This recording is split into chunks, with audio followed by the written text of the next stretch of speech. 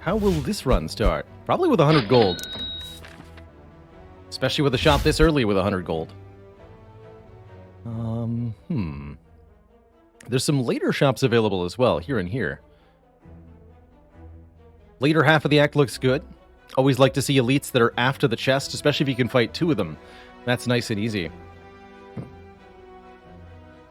In an act layout like this, avoiding an early elite entirely is fairly reasonable.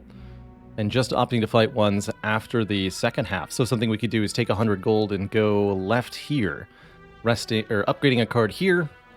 Depending on whether we're strong or not, we either engage the elite before the shop for more rewards, or we gear up at the shop before we fight our first elite. All depends on the cards we see early on. Other option, grab the gold, go to this shop with like 240-ish. Not enough to buy most relics, but enough to buy some. Last 2 start picks, we picked 90. We lost 99 gold to choose a rare card and took unload on the previous run. That worked out pretty well. And I wouldn't say that had anything to do with why we lost. One prior to that, I don't remember. Warp Jedi, thank you so much for the tier 1. Welcome to the Cozy Sub Club. You might see some more Monster Train later today, Larlots. I was thinking we should play some soon. I think that Monster Train is a really enjoyable and replayable roguelite. In similar fashion to Spire, it's got its own distinct visual style that's not for everybody. If you don't like the way Monster Train looks, you probably won't enjoy playing it that much. But it has a really jammin' soundtrack and some really enjoyable mechanics at play, if you can wrap your head around it. It's more mechanically complex, in that the numbers involved are larger, so if you're trying to do arithmetic in your head in Monster Train, it's really not going to end well for you. But the fact that the game has a handy-dandy damage calculator really negates the need for most of that. And you can win at Monster Train, even on high difficulty, without ever really doing any math. Just understanding the way that bonuses stack with each other and that bigger numbers are better. What's my take on get a rare relic for a curse choice? Not good. Unless you have an early removal opportunity, in which case slightly better. I might consider that against Hexaghost, but I'm against Slime Boss, because the rare relics are better against Slime Boss on average. However, I think I'm much happier with a guaranteed 100 gold. Really don't like starting with a curse. It's kind of like having another starter card that weighs you down the whole run. It's not a good time. And these days I tend to lean away from boss swaps on all the characters. I think you can more consistently win without. But that's not to say that swapping is ever really a bad idea.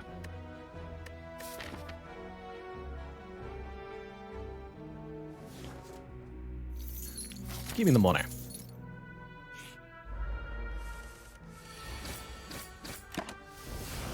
We going left.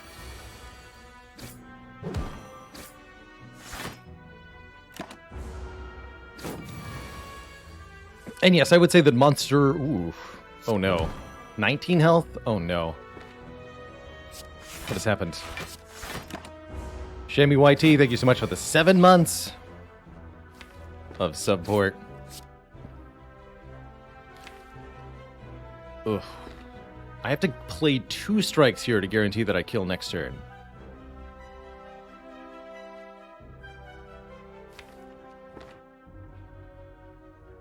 Just a really unfortunate drawing of cards against Cultist. I haven't seen this happen in a long time.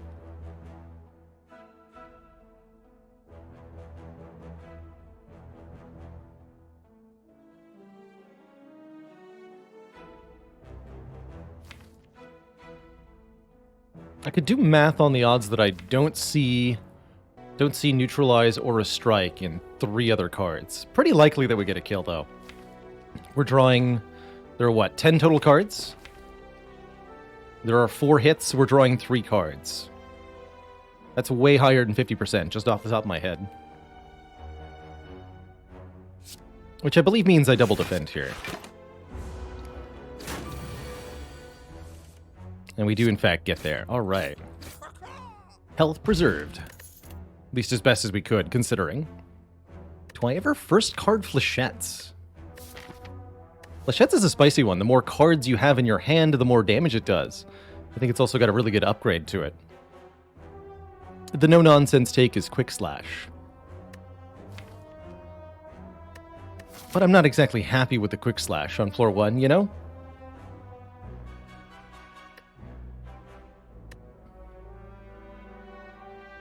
What if I ever go double strike remove in Act 1, given that we're fighting Guardian? If I take a Flechettes.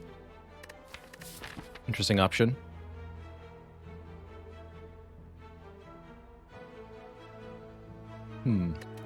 Let's try floor 1 Flechettes. See where this heads for now. It's definitely a card that requires you to draw reasonably well for it to work. But when it do work, it's pretty good.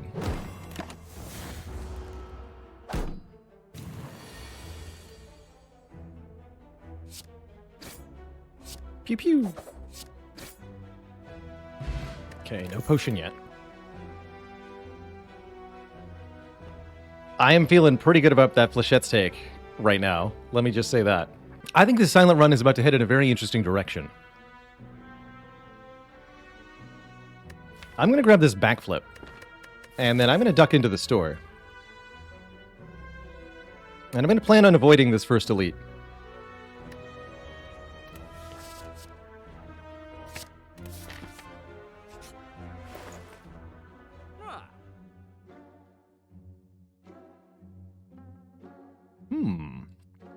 Oh man, Akabeko. Dang. The options here are real.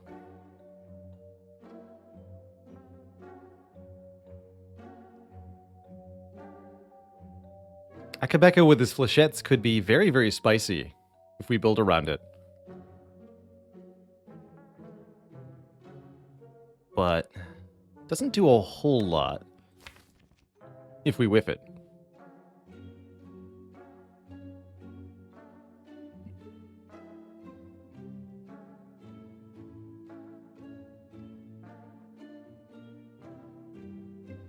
Getting some cards removed post-haste seems like a pretty reasonable idea. Yeah, Orange Pellets doesn't do anything for me right now, and we definitely need immediate power. So I'm far more inclined to look at dash, look at card removal, look at potions, and look at Akabeko. Hand of Greed, an intriguing option too. Pretty good damage, and it lets me generate a lot of cash by taking combats here in Act 1.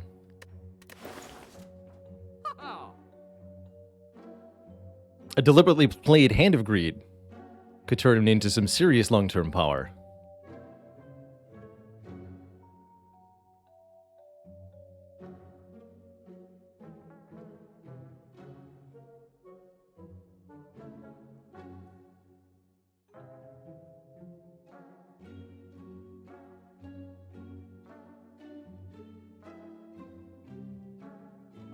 Especially since we can upgrade it immediately. But what about...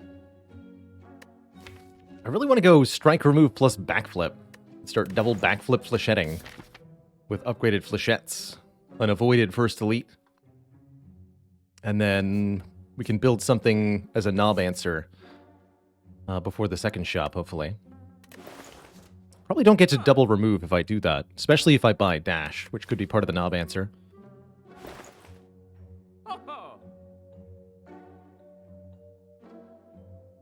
I think that means I don't want to actually buy a backflip. We just want to take more combats, get more card rewards. Dash is worth buying, though.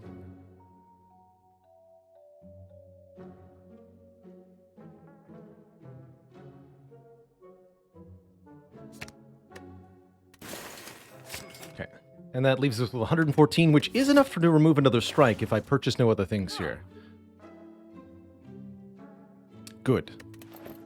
Let it be so.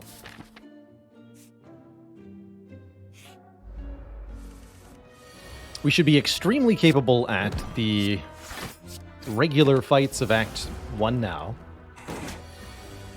Although we might be missing an area damage answer. That would be a good inclusion here. Anything that strikes multiple foes would be welcomed.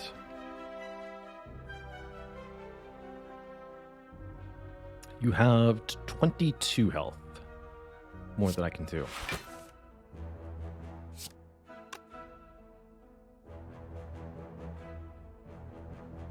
Although now I can. Since we drew 2 skills. Wait. I can't do math. Still optimal, though.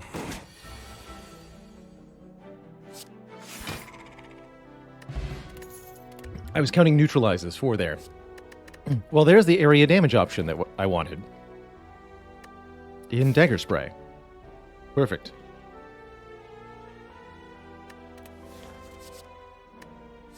I'm just going to go ahead and take that.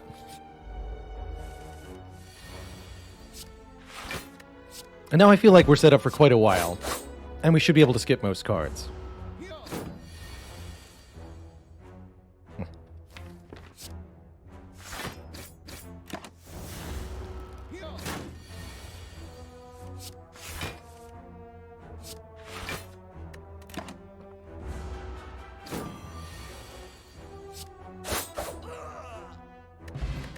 Dagger Spray feels better than Cleave. It's the animation, I think. It's really satisfying. There's the second backflip. This deck super wants a second backflip, I think. Deflect's not bad either. 0 cost block, but got plenty of block. But I'm definitely feeling like this is a 2 backflips kind of deck. Dupe Pot makes me feel like I can take on this elite too. Especially if I upgrade flechettes.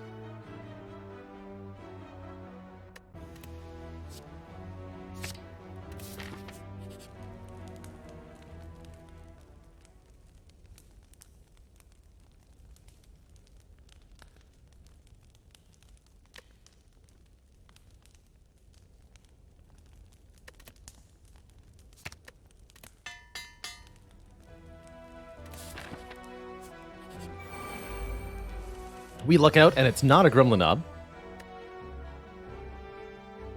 Although I think we have an answer to Gremlin Knob in the form of this duplication potion, as long as the draw cooperates. Against these nerds, I'm more inclined to use a power potion, but we might just be fine without a potion at all.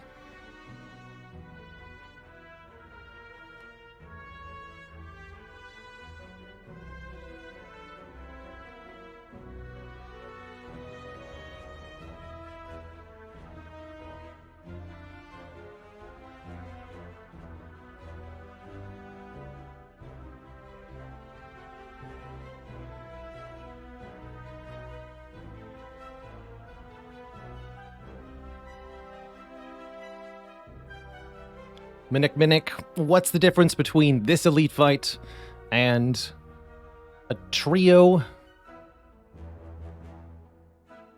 of oaks that are covered in flowers? One's the 3 sentries, and the other's the 3 scent trees.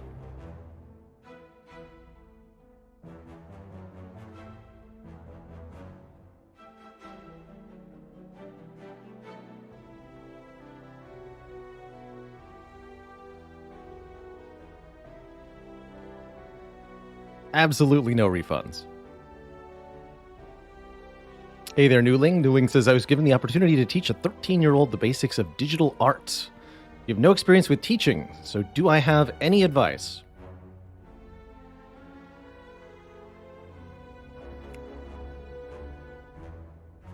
Teaching for the first time is always very nerve-wracking, I found. I was nervous as hell the first time that I stood in front of a classroom. I imagine it's not too bad when there's only one person that you're tutoring.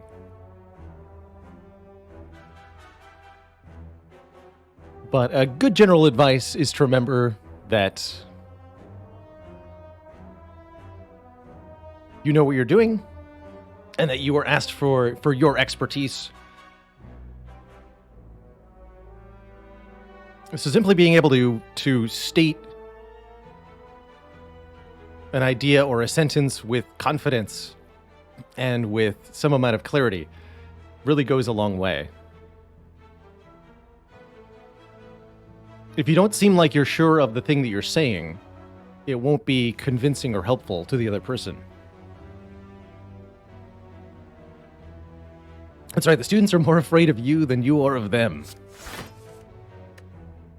Worst comes to worst, you're bigger, so you can eat them, if necessary.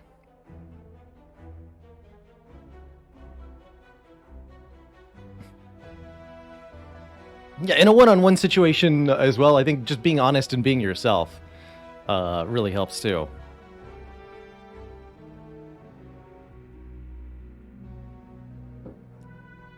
This would have been our Gremlinob answer, by the way. Dupe pot flechettes for 60 damage. Here I'm just going to do 12. I think I still will use the power potion. Ultimately. Oh, and Venom. Spicy. But Work's probably the easier, better take. But Envenom in this specific instance is too hilarious to not do. So yeah, give me the Envenom. Kerpow. The Blamination.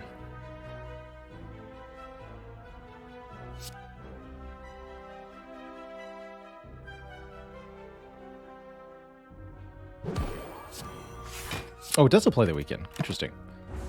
Didn't think it would.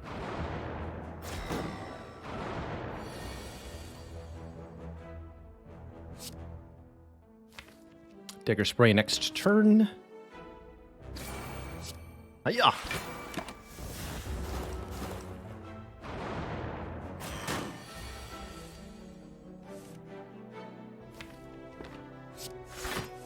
And this seems like it has worked out marvelously.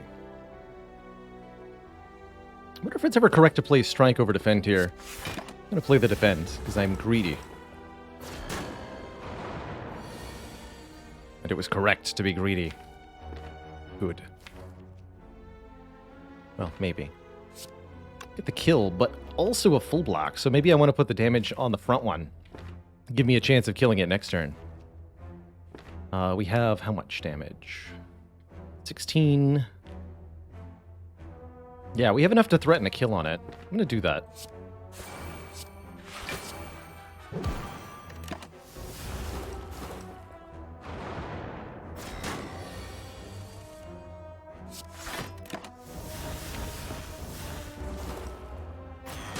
That way, if I drew 2 strikes on that turn, I could have killed. But now I end up taking 5 here. Looks like it worked out ultimately.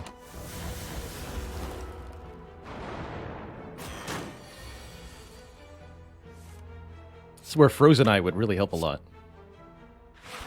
Knowing your draw order in this fight would be invaluable. Okay, not too much of a punish. I like how that went. We get an early kunai with the Silent. Is it the Redemption run? Well, now I definitely want to add Blade Dances. 1, because they're a skill, and 2, because Dexterity. And I think I don't want any of these cards.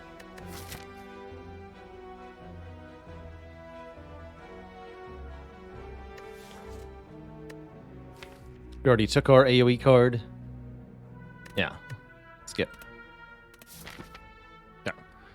Can remove a card in the shop, but we might end up buying a Relic if we see a good one. I would buy the Sling of Courage or a Preserved Insect in particular.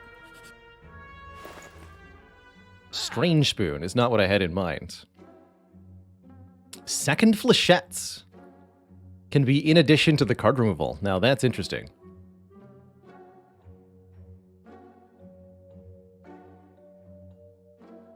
There is a Blade Dance too, actually. Maybe that's better than Flechettes.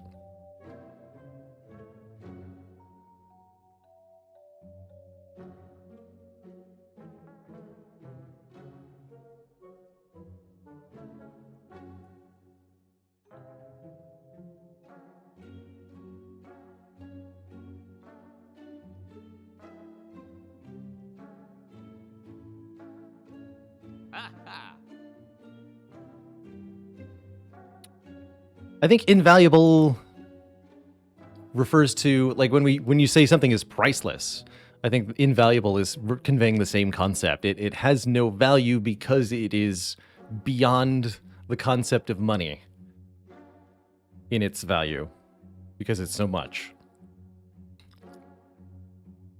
And yeah, don't tell them that inflammable and flammable mean the same thing. Oh dear.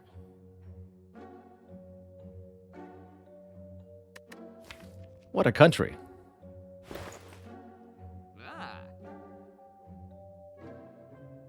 I'm definitely inclined to go card removal plus Blade Dance here. Don't think this is ever 1,000 cuts. It's just too much money to pay.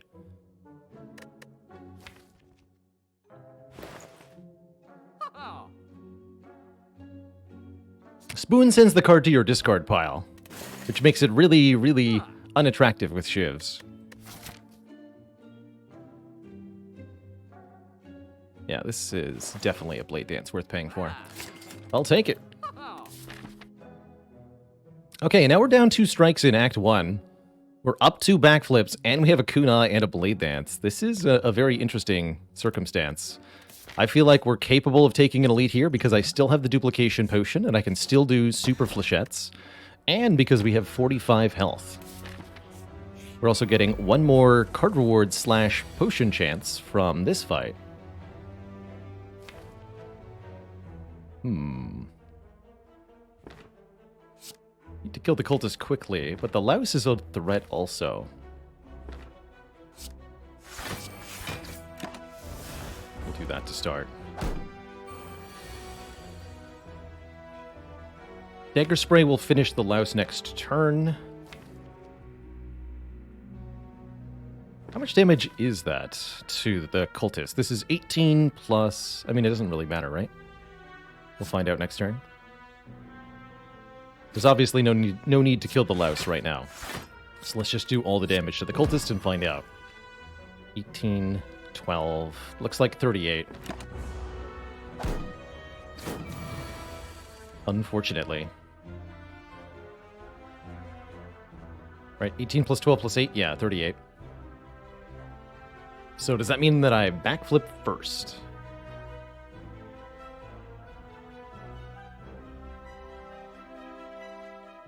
Guess it means I should have played dash on the cultist, is what it means.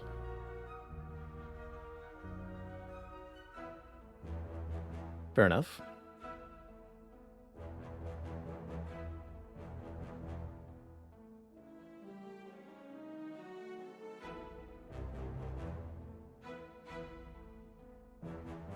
I could Blade Dance, then backflip, because then I would have a dexterity. That's true. Blade Dance, backflip, Dagger Spray. That doesn't let me draw skills for flechettes, but that's okay, potentially. Although drawing into dash would be pretty good, too.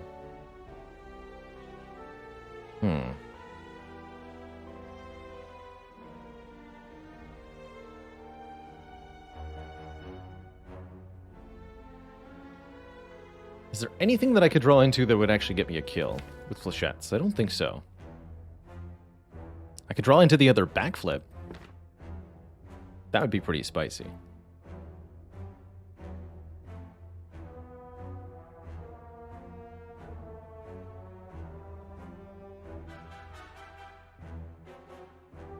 Redrawing the Blade Dance does not get a kill, that's for sure. So I'm thinking just backflip. Start. 2 defends. Cool. I mix this 24.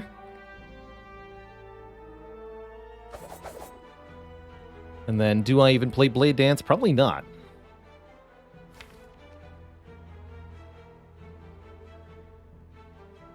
$16 is enough for dash plus strike to kill. Makes me think I can get away with a defend here.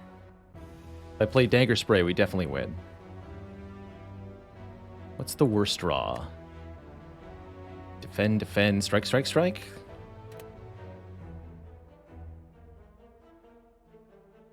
Because then I take the full hit from the louse. So that would be worse than this.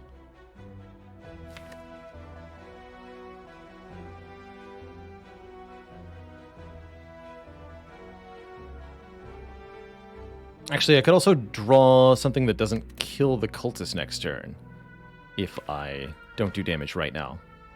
So I should probably just lose the 6 health. The louse will always attack next turn.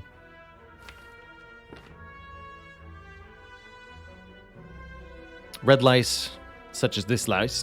Fun fact, there's 2 colors, red lice and green lice. Red lice can buff strength, green lice can debuff, but Nair can do the opposite. So a red louse can't debuff, and a green louse can't buff strength.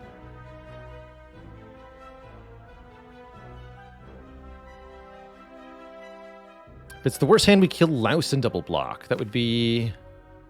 Oh, you're right. That would actually be the same damage we're taking now. So I can greed. Because the line is different. And we do, in fact, get the perfect hand here. Which means we get to have all the health and eat it too. Delicious. Delicious fruit juice, that is. Bringing us to 81 max health if and or when I do choose to drink it. And a third backflip. And a third backflip.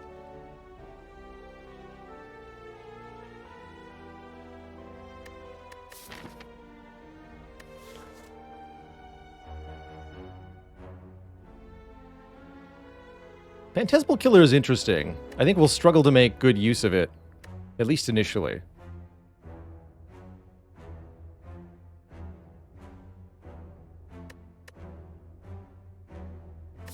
Is there a compelling reason not to drink the fruit juice immediately? Oh yeah. Let's see, is it juice? Yes. There's one right there in clip form.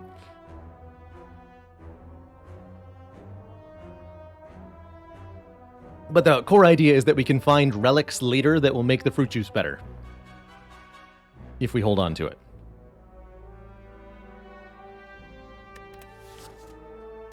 I really want third backflip to work. Let's try it. Not a gremlin knob. Easy. It's that simple. Just don't fight gremlin knob. Duh.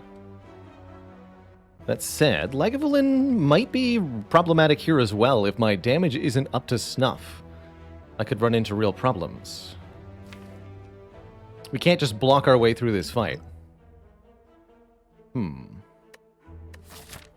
That I did not consider. We have to be very careful here.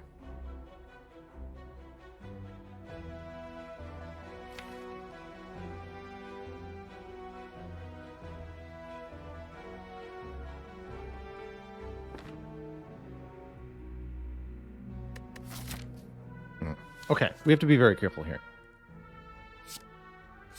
Put one... No, let's put two Shivs.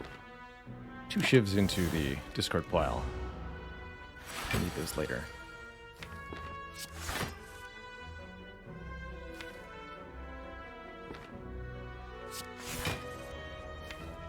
Man, we can draw through the deck quickly, though. Holy moly.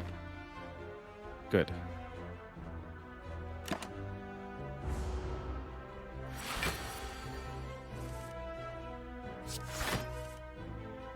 Alright, that'll have to do.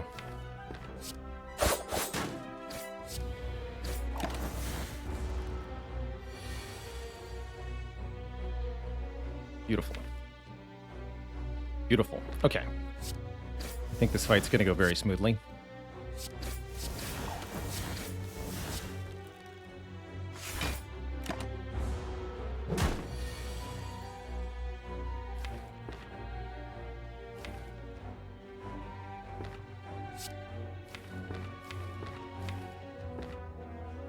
Do I want to cycle Flechettes back in, though? That's the question. Probably. So something like Flechettes... yeah, just Flechettes backflip. Or even just don't shuffle the deck so that they all go back into the draw pile.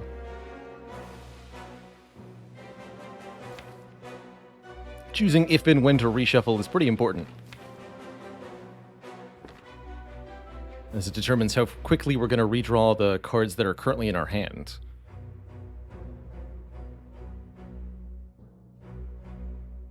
So I could get 18 damage out of the duplication potion right now, which I should consider. It'll also give me a kunai activation this turn. I think that sells it for me.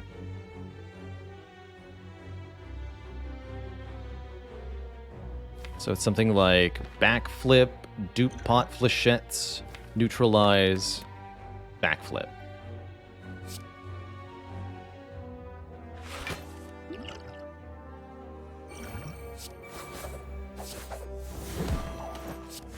which is also the perfect block. And I get to redraw the neutralize too, which doesn't actually help. Okay, but once we lose our strength here, we're in dire straits.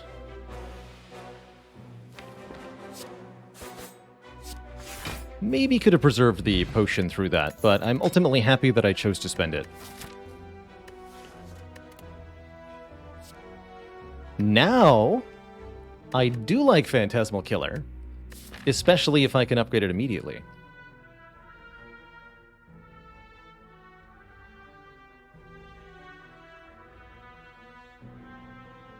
I wanted to play Backflip at that moment's delve so that I could shuffle the draw pile without Survivor in it. Since the egg was going to debuff on the next turn, I did not want to draw Survivor during the debuff turn. And backflipping when Survivor was in my hand ensured that.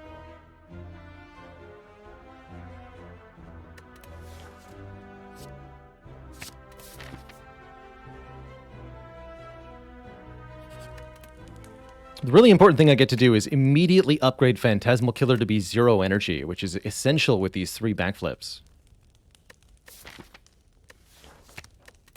At 1 cost, unacceptable, but 0 cost, oh boy. My hope is that we can get a decent potion that lets me consider fighting an elite, but now that we don't have a duplication potion, I am very afraid of Gremlin Knob. So I would prefer not to engage the 3rd elite unless necessary. Target the one that's buffing. General rule, enemies that are performing some kind of self-buff will always attack on their next turn. Double damage. Dang. Watcher mode. Okay, no good potion. We do get offered a finisher. I think that's not acceptable here. Too speculative. Quick Slash could be okay. But I think we're just fine with less cards. Without any way to retain, finisher requires that I draw it with other attack cards, and currently that is pretty hard to do. I don't like it. Okay, and I'm not going to fight this elite because there is a risk of ruin if it's a Gremlin Knob and our draw order isn't favorable. The deck requires too many skills to be played for a Gremlin Knob fight to go well if our damage cards are on the bottom. We could definitely have a really good... Our ideal is maybe Phantasmal Killer turn 1 into triple backflip flechettes for an instant kill turn 2, but the odds of that are so low. It's not worth the risk.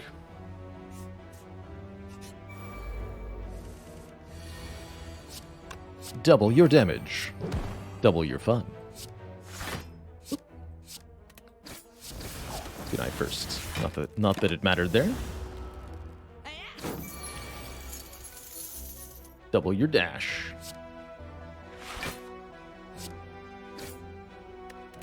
Beautiful. Now, if I knew I was fighting the 3 sentries encounter, I would take that 100% of the time. But I have no way to know, and no desire to find out the hard way.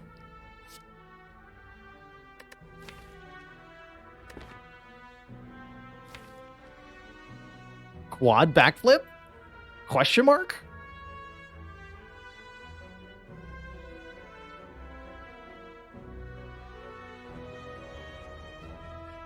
Question mark indeed.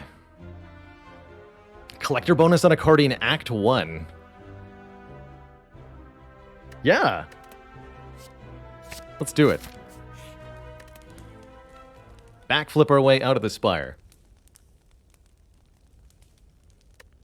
Kunai should be more than adequate for beating Guardian, especially with 4 backflips. What do I upgrade here? Neutralize is viable. Dash is viable. Dagger Spray would be good for Act 2. Let's get this Dagger Spray upgraded. Especially if I'm multiplying this with Phantasmal Killer. I want it to hit hard.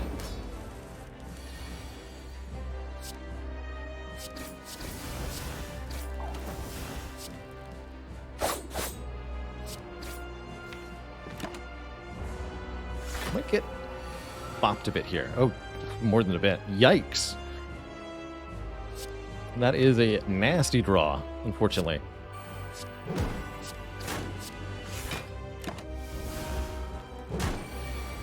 Ow.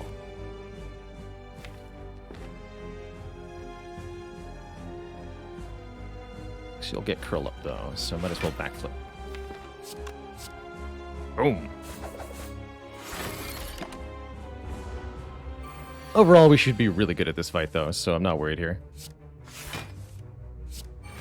And we have +5 health if we need it. But I'm not at all worried to the point that I feel like we need to use the cultist potion. Or anything like that.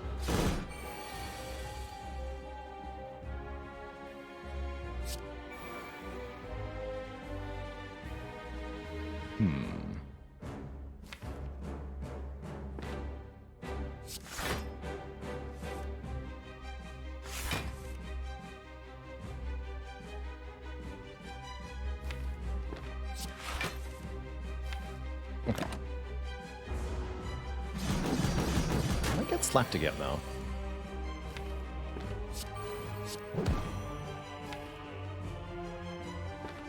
Alright. I'm increasingly concerned the way these draws have gone. Mostly, I'm not able to accumulate kunai because I haven't had an opportunity to play Bleed Dance because of the spikes.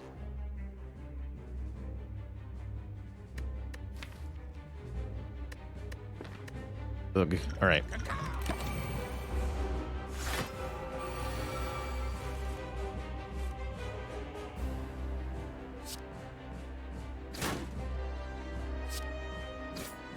Notably, we would have died this turn if I hadn't just done that. So, good choice.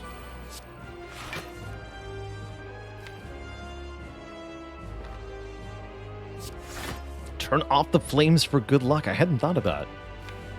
This is why I'm glad I have chat here.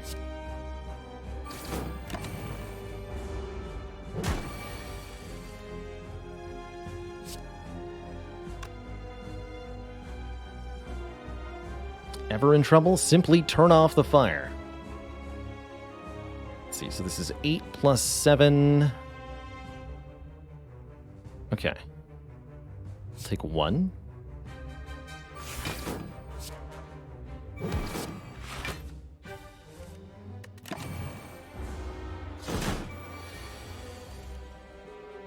Good.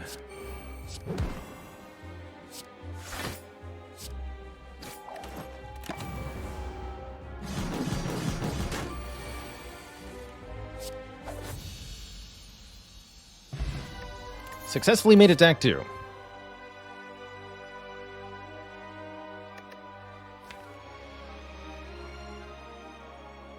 Malaise pushes us further into the defensive territory, but I do quite like it. That said, Corpse Explosion might be a great answer to the one thing this deck is weakest against. Big, immediately threatening AoE fights. Malaise would help a lot against Book of Stabbing, who's otherwise a real concern too.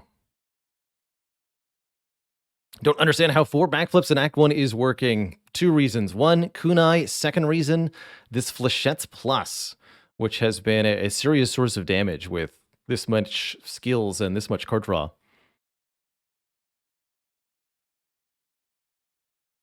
Why does it turn yellow?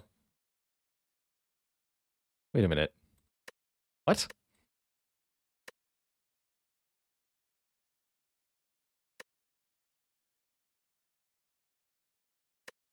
So confused. Must be that the big art file is different or something. Genuinely tough choice here.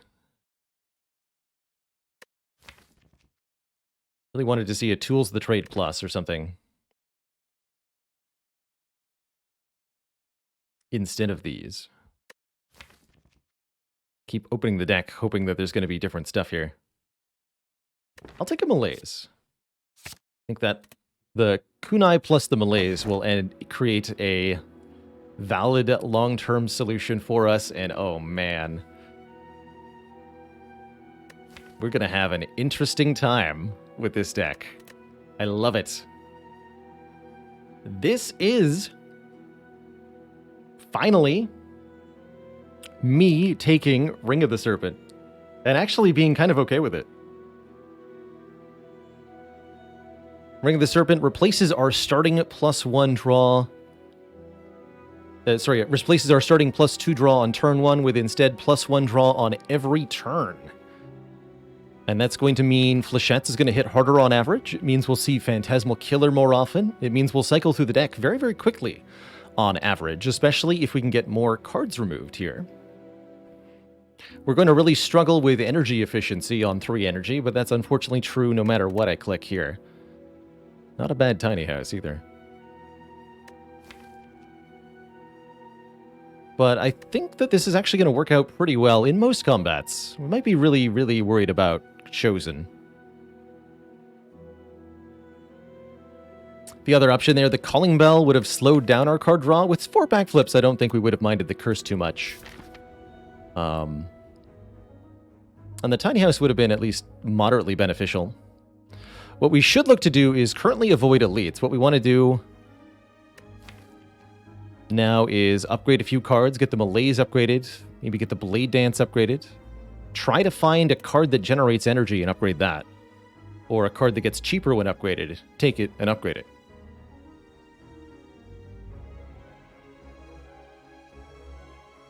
But I really don't see a matchup against 3 Slavers working out very well unless we draw really, really fantastically on turn 1. We're okay against Book of Stabbing if I upgrade Malaise. I'm a little worried about Gremlin Leader, although we do have the 1 Dagger Spray. Overall, don't like my odds on an average elite fight, so I'll try to avoid them until I feel like that has changed. Which means we should go to this shop, see if something changes.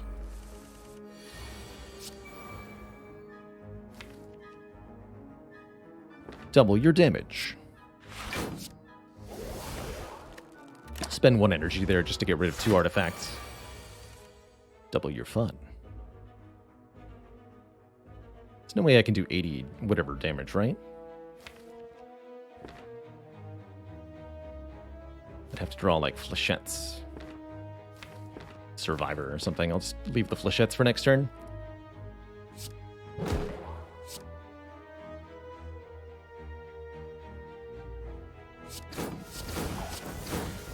Dagger Spray defend.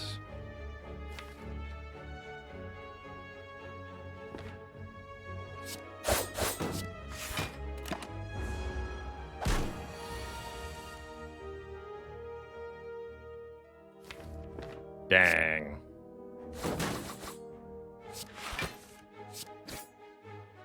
Look at that Fléchettes go. Backstab Ring of the Serpent is questionable. I like it because it helps us get it started on the kunai on turn 1. It's not something we're going to redraw. I have 4 backflips if I need to draw cards. Okay, I'll take it. Take 1 backflip. I think I'd prefer Endless Agony, though. Do not want to Rye, the card that I have to remove. Cursing our turn 1s. An average Relic might be nice, but I don't think this is a good deal, generally speaking. You'll most often see me avoid this event, and it's a good statement as to how bad curses are. Adding a curse to your deck, usually worse than getting a relic, is beneficial. So you have to have some kind of incentive or something, or it's just not worth it. Much ouch against these two. Feels like I have to just take some damage, get a kunai activation here. So go Fléchettes, Dagger Spray, Backstab, Defend, take like 16, and then have a pretty smooth rest of the fight. I think double defending would be a mistake. And I've learned from experience that targeting the guy with less health, even if it's only 3 less health, is the correct choice. So you never know when that 1 point is going to matter.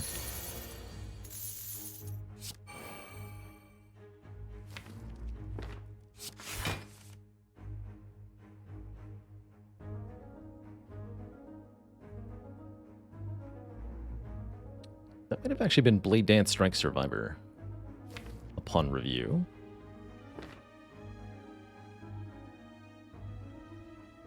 Now I think it's Defend Survivor, but I really don't like where that lands me.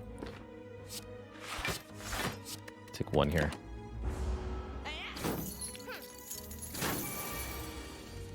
You dare.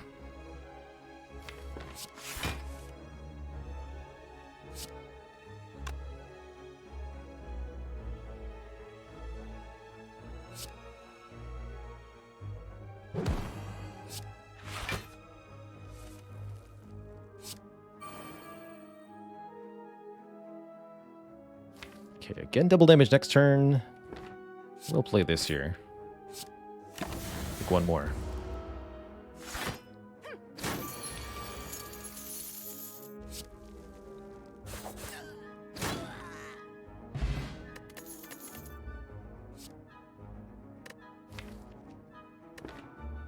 Oh yeah, because we have Frozen Egg. Cool. I'll take a Will-Aid Plans plus. It's a little difficult to justify spending energy on. This deck really wants some zero-cost cards. Any zero-cost card. Particularly Deflects and such. Just like the last 3 Silent runs did. Lose to Heart again. On sale, Well-Laid Plans. Happy Flower could really help by giving us more energy here. Especially if I'm deliberate in how I set it up. Card removal is good. Can't get both, though.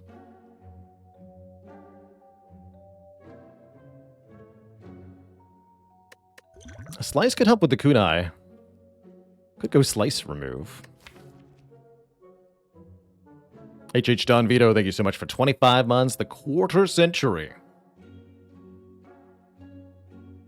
Whale is solid. Call Whale pretty solid. Not amazing, but not terrible. Worse than a usual Whale. Bandage Up's oddly compelling, but way too expensive. So I'm really torn here between card remove and Happy Flower. The more strikes I can remove from this deck, the more efficient everything is going to function. And quite frankly, we would like to remove the defense too. So there's no upper limit on card removes here.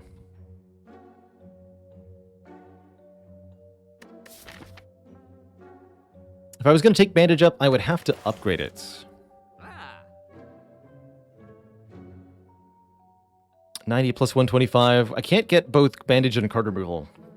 If I could, I might. Are we cycle heavy enough that we care about Medical Kit? Yes. Maybe I want Medical Kit most of all.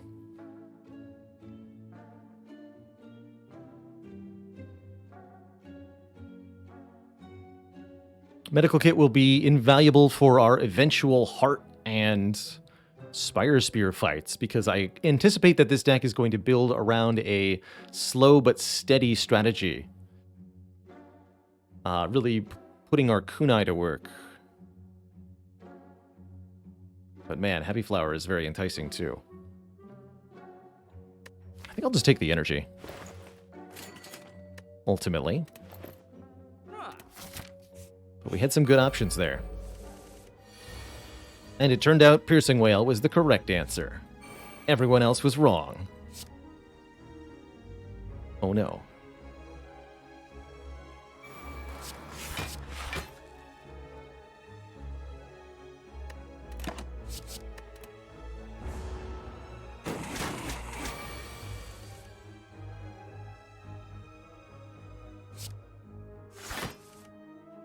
That's good.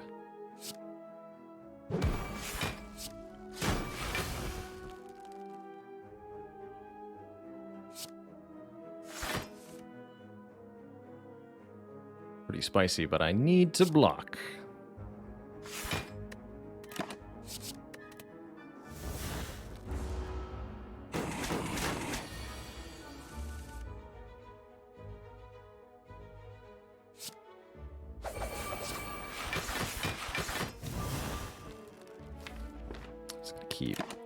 My best 2 block cards, Dash Survivor.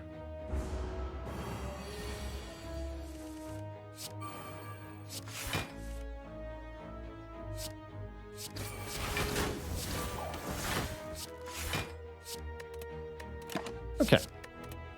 Not that bad other than the turn 1.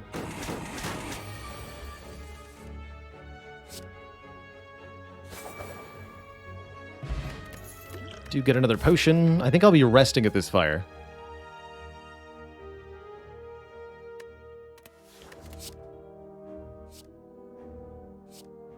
Acrobatics Plus and Terror, both very tempting.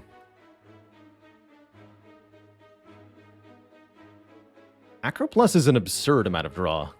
But to what end? Mostly to make flechettes hit really hard and to draw flechettes in Phantasmal Killer over and over and over again. Actually, yeah, I'm sold. That Terror is nice, but that Acro Plus is more nice. Especially as we find 0-cost cards to add to the deck. I am going to rest here, drinking the fruit juice beforehand to make the rest heal me for slightly more health.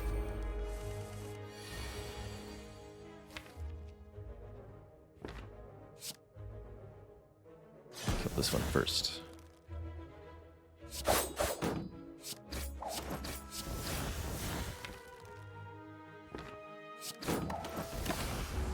None of my attacks do less than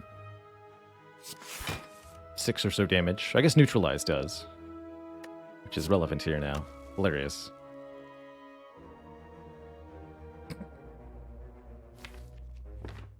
So I missed my chance to get Willy plans down. That's okay.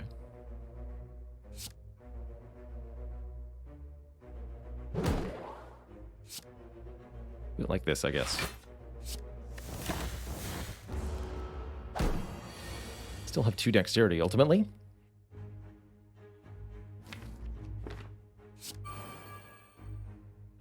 I can go backflip digging, but to what end?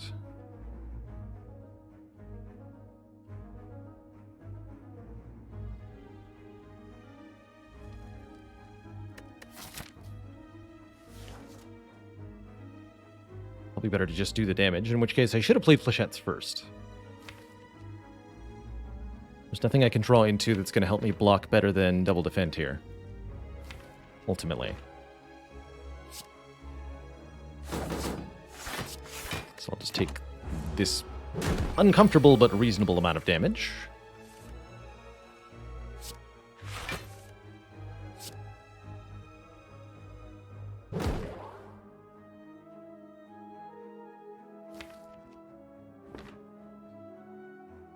Survivor Will Aid Plan Strike is good, but then I have to do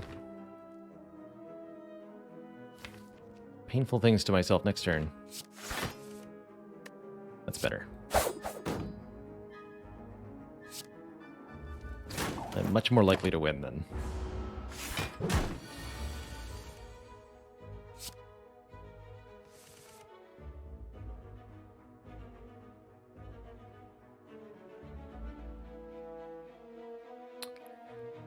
Oh, 30 damage. 30 damage! Why? 30 damage is our best.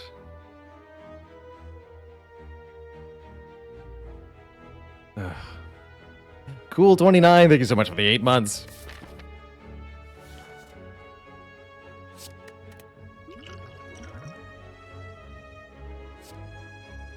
$30 damage. Don't actually play the Apotheosis, just use it for being a skill. Hey, there we go. 0-cost block. Welcome to the deck. Not sure I want to fight an elite, though. I'm like, probably going to avoid. Let's see what this is. Strikes for bites. Genuinely tempting considering the health situation, but I cannot allow more cards to enter this deck. I will instead take my Lantern very happily, more energy, and we will opt out of the elite fight here.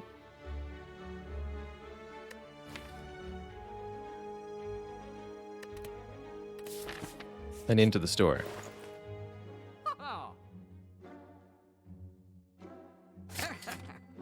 Ka-ching!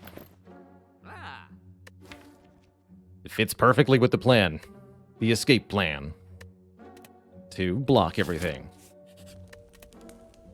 Very slowly.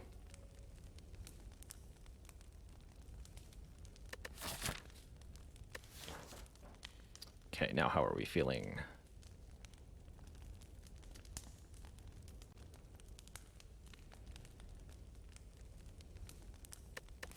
Like, if I rest, I can probably kill that elite, which is a really good idea. Or we could upgrade Malaise and then try to fight the elite on 36 health, but my main concern is turn 1 against Slavers could do that much damage.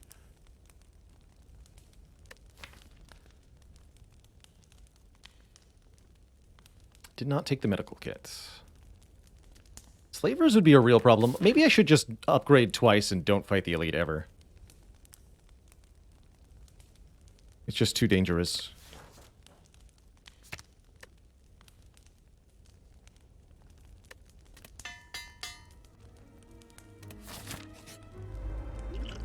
I would have to get a really good potion.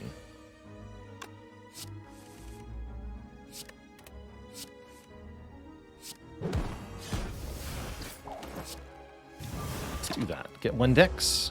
Sap 3 strength off the Snecko. Make for a slow and steady combat.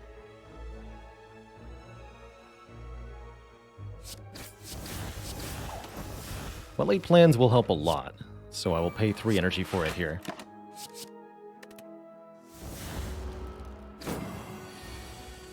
That helps me keep 0 cost blocks that I draw, for example.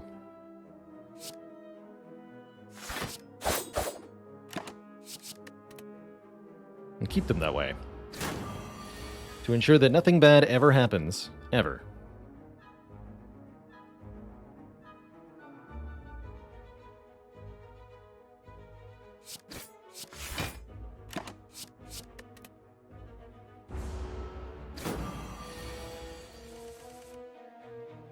Fun fact, I don't think there's a limit to how many times in a row the Snecko is allowed to do their little debuff move here. I'm not sure why. They can only do their big attack 2 times in a row. This one. But the debuff one can happen any number of times in a row. Snecko was kind.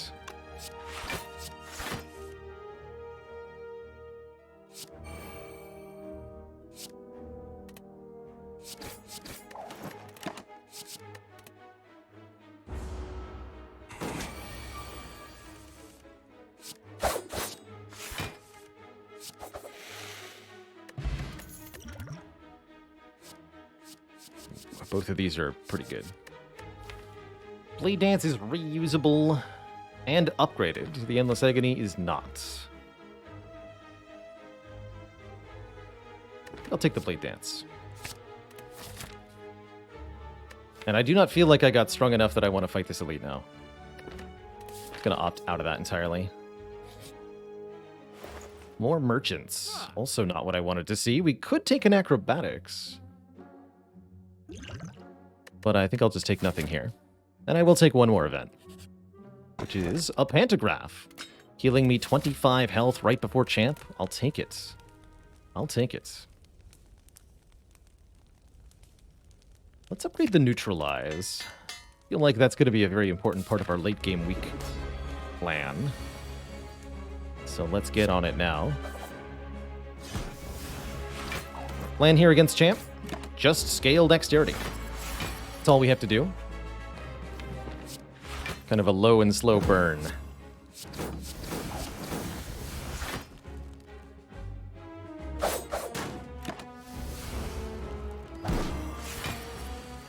Can definitely rest assured this fight is going to take a while.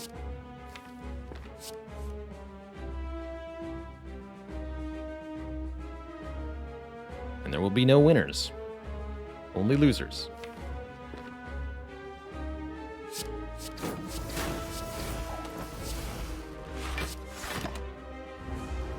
Allow that one Shiv to cycle so that we can play it later with our incredible card draw. 2 turns of double damage. Hold on to this for a Happy Flower turn, maybe? And I guess we should probably chip away at Champ's health where we can. Wow, 9 by 7. Maybe I underestimated my own damage.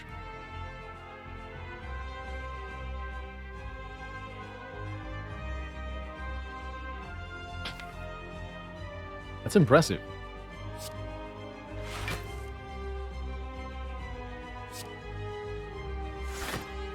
Just gonna block this.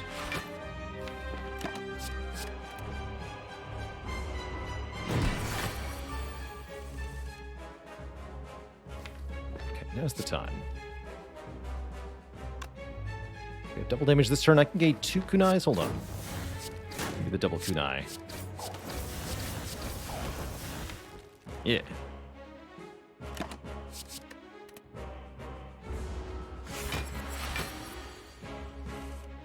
Double your kunai, double your fun.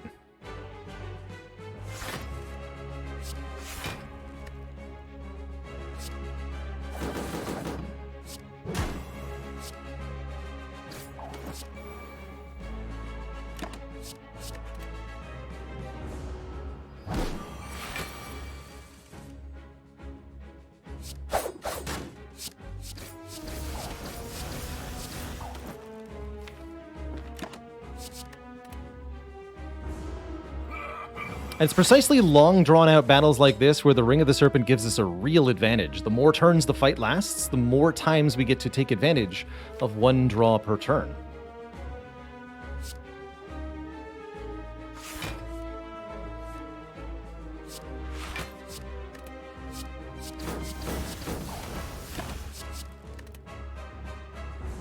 Deck could use a terror. Yeah, that is true.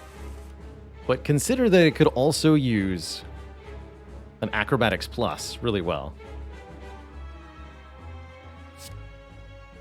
Or buffing strength. Okay, now it's time for Malaise then. You stinky man.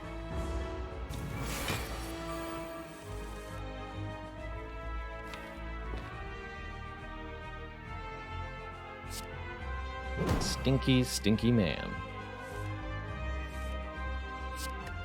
Eat my flechettes.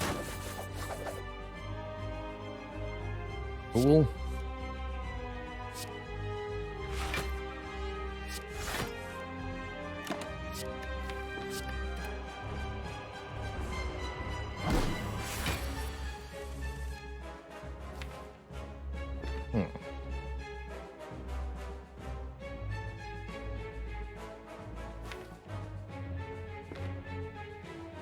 Actually, do you want to draw neutralize next turn? Let's just keep 2 backflips.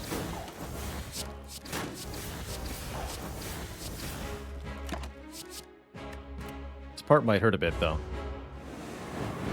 Impossible. However, consider how much block I gain from each of my block cards. And you will find that I am more powerful than you are prepared for.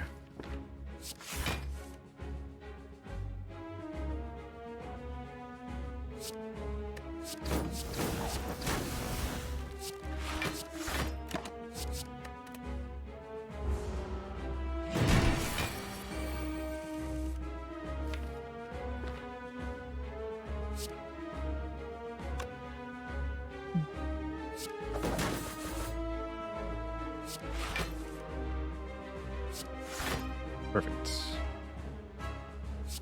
Keep dancing.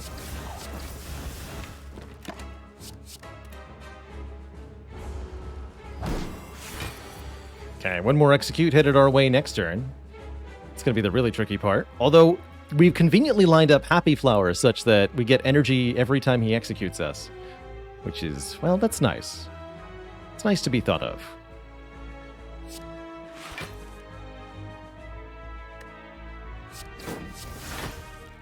Neutralize, I would really appreciate your presence immediately. Actually, maybe I use the weak potion now. And I don't have to worry about neutralize. Okay, this is not that valuable a potion anyway.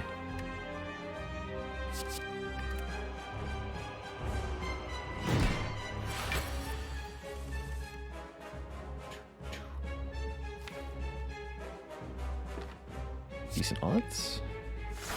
Success. Okay, we can blade dance here.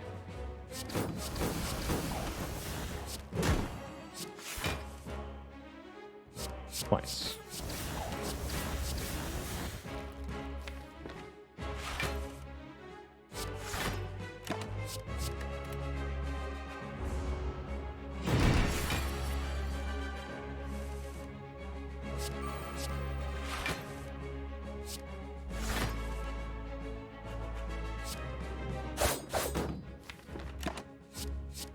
Flechette's Acro.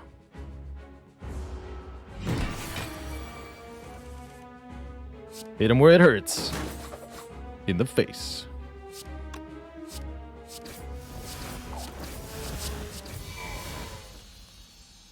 Okay, GG. Quite cleanly done, in fact. Really hoping we can find some energy for this deck. After Image Plus or Wraith Form Plus. I'm going to be honest, this is much more the sort of deck that wants an After Image than the kind of deck that wants a Wraith Form. Wraith Form causing our decks to go downwards during fights instead of up would be unacceptable. So I guess I'll take the After Image. Especially with energy turn 1 to play it. Helps me play the Blade Dances to get the Dexterity going. Wraith Form definitely, yeah, clunky, and we couldn't even afford to play it, right? Energy, please. Energy!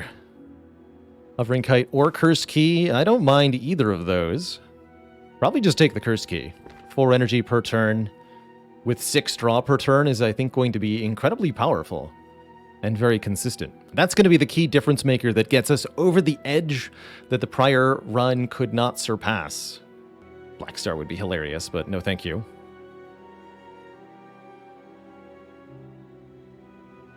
The key difference maker. Hey everyone. Did you know that you can now support me directly on YouTube by getting a channel membership? For as low as $5 a month, you'll get access to perks like custom badges and emojis to use in comments and discounts on the merch store, all while helping support me and this channel to do what I love every day. Just click the join button below to get started. Now back to the video. Okay, what's our pathing look like? Not too punishing. We do potentially end up stuck with whatever curse we find in the chest, which could be really disastrous under the wrong circumstances. I also have to go to 2 shops, apparently. We'll want to keep an eye out for anything that lets us discard a card from our hand. A prepared minus, a dagger throw even, just in case there's a normality in this chest.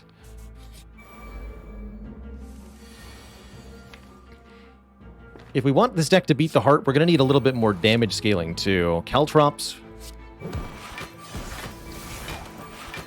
or Terror would be the way to get started.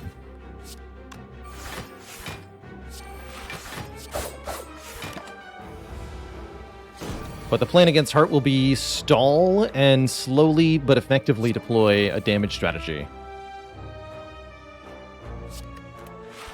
I'd be surprised at how well it works.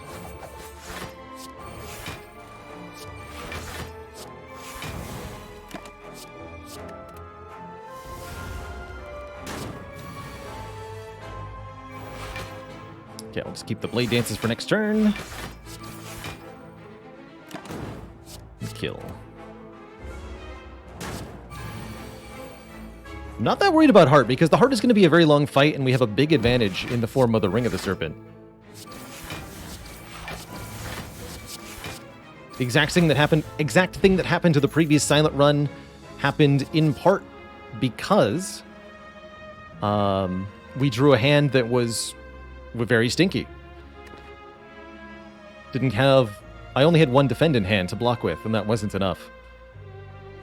Here's the discard stuff. We could also include a little bit of poison as a way to try to beat Heart. So I do like a Deadly Poison.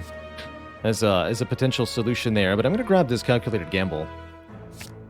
Our easiest answer to heart is probably just a Caltrops. Any Caltrops we see would be upgraded for free by the Frozen Egg, so that's quite nice. On sale, backflip number 5.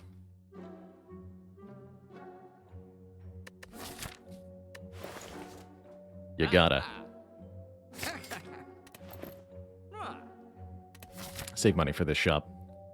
And I think I'll take one event here. A lot of potentially good ones we could get.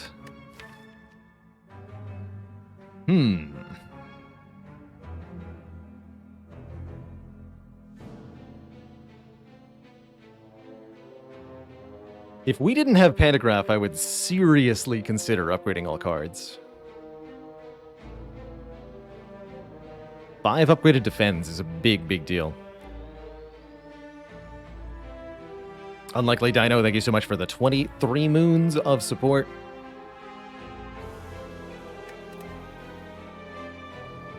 Rare Relic's pretty good. It's also bonus cash, which is appreciated. I would be stuck with a normality forever if I took 999 gold. That's not a good idea. So, we'll fight the boss. We'll fight the boss. I think that's the easiest choice. It also gives us an immediate heal, courtesy of Pantograph, which is definitely valuable.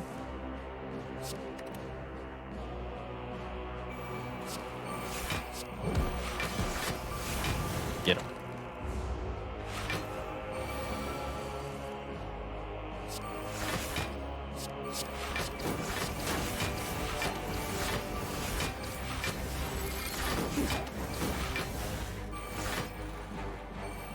Hidden.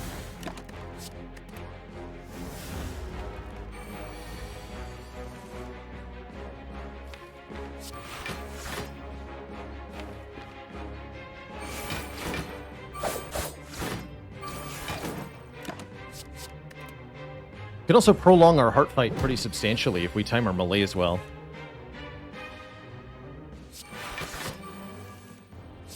Speaking of heart strategies.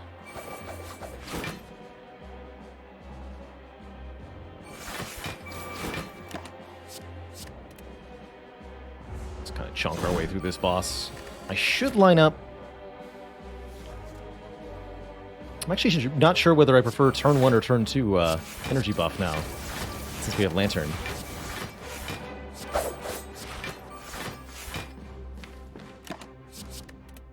Not sure.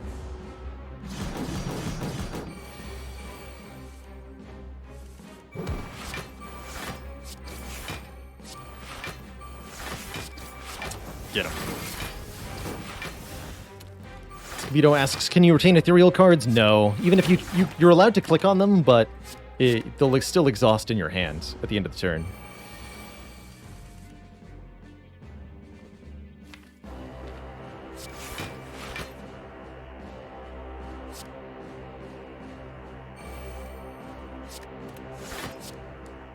Boop.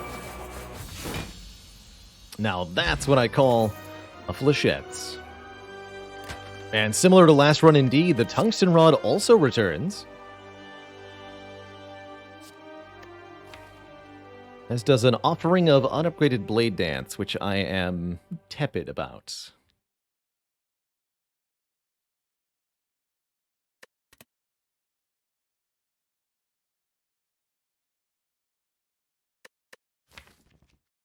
Not really sold on that being a good addition. It doesn't really improve our damage. It does improve our dexterity scaling. But it dilutes the deck further. Don't think I like it much.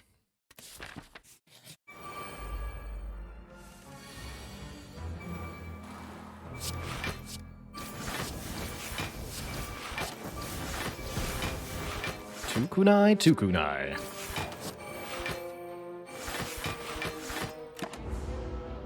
And the 4th energy is just so good. 4th and 5th.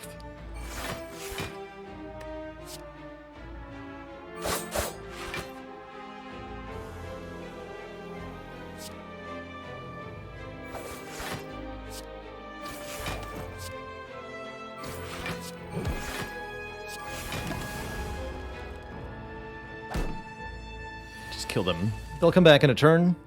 as I don't think I can finish the fight here, but it buys me time to get my dex up to speed. So it's nice in that regard. Let's lose the Ascender's Bane. Keep these two.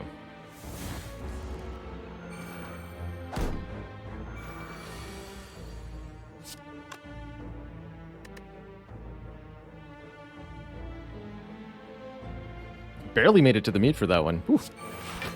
Ah. My face. Alright, let's get everybody to low health, not to 0.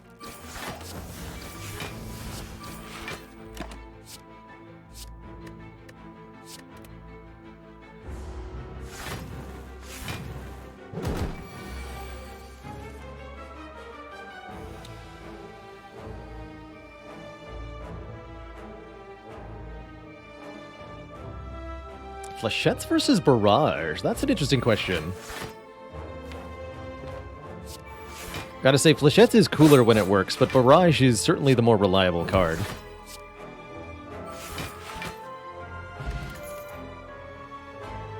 Don't feel like we need outmaneuver because we did end up with 1 base energy per turn. Am I yet desperate enough to take a deadly poison? I don't think so.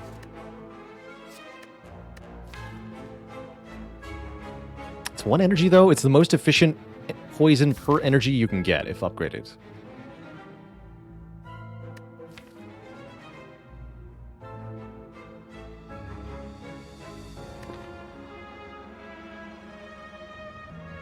Okay. I'm sold. I am sold that deadly poison is a good idea as part of our late game damage plan. Yeah, what's with all the infinite blades, eh? Not quite enough to buy this deflect, and I'm okay with that too.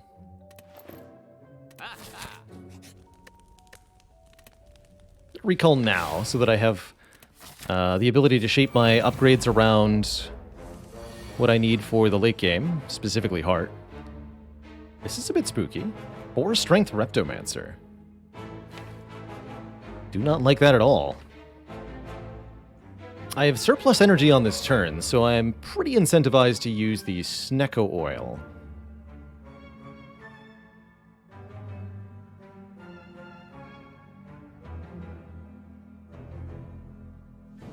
I think to that end, I'm going to.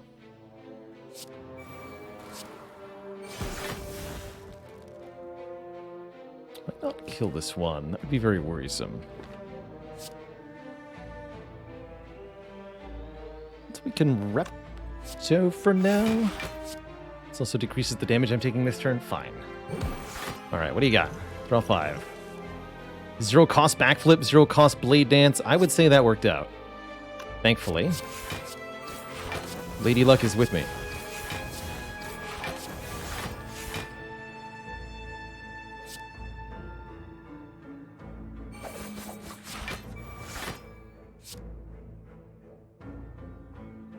You're weakened, but you should be killed next turn, ideally. I'm going to put Malaise on Repto, so if she attacks me, she's also out of it. Something like this. To get 1 wound, Repto takes a decent amount of damage, does not choose to attack me this turn.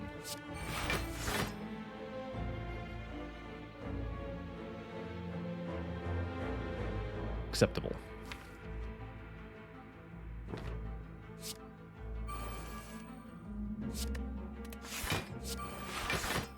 Really hoping to find Phantasmal Killer or Dagger Spray. Dagger Spray is fine too.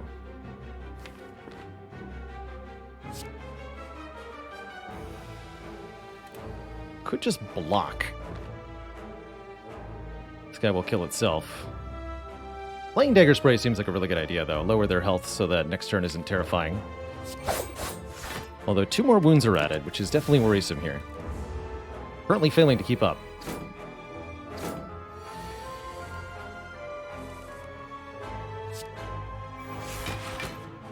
Okay, that helped. That helps quite a bit. Kill this dagger. Draw cards. Kill these daggers.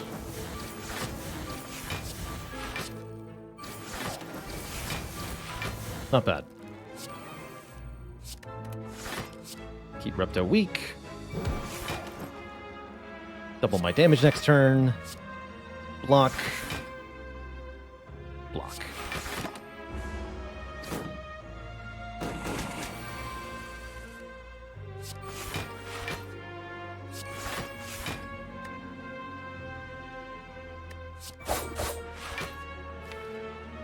Ooh.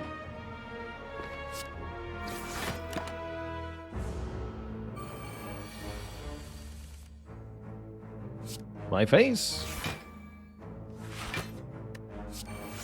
Saved by massive card draw. Definitely feels like I need to get well-laid plans down, though, so that that never happens again.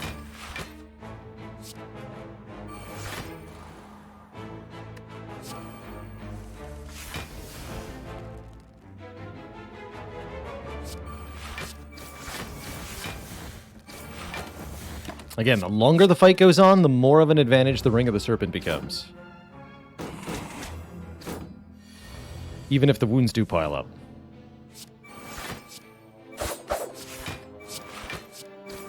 This one we'll just let suicide.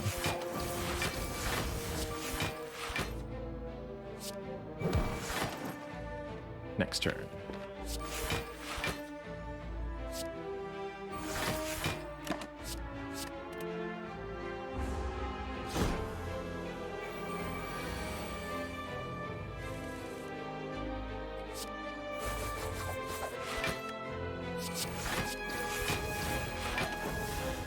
Smooth. Ancient Tea Set gives us yet more energy. Emerald Key is here. Upgraded Cloak and Dagger is here. I think upgraded Cloak and Dagger is good enough with the kunai to be worth including here. Welcome.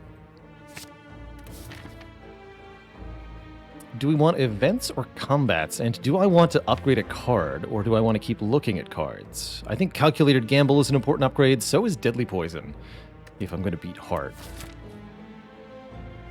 We need to find more damage cards.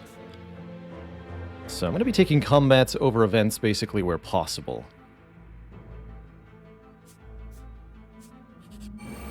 All in the hope of finding either one more poison card or something. Or something.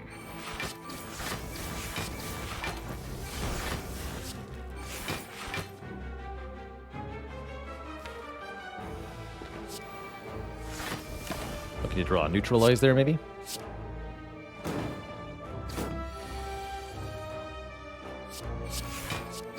Orb Walkers would be very terrifying for this deck. I'd prefer not to have to think about fighting them. With no potions? No, I don't want to do that. I don't want to fight them.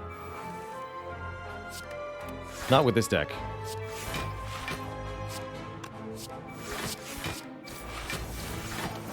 They're way too strong.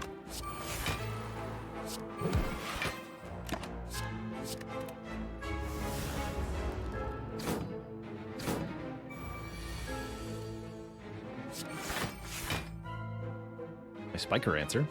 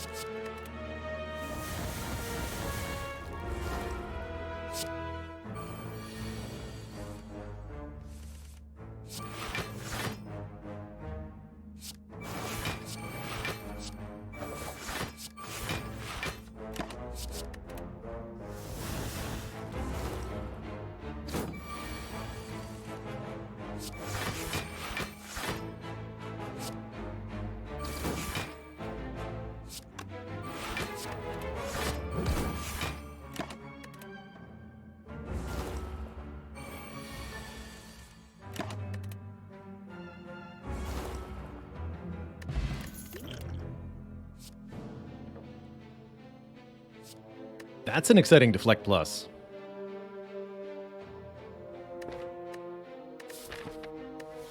Welcome. We do have to open this because I need to take the blue key. We will get cursed. It's a parasite, thankfully. Nothing worse. Ninja Scroll would have been really nice for 1 dexterity on turn 1.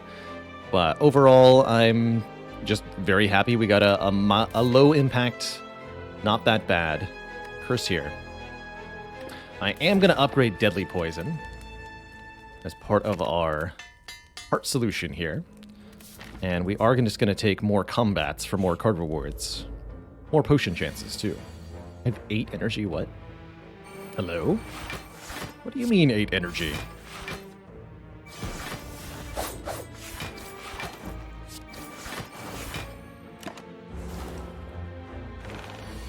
This fight could be interesting.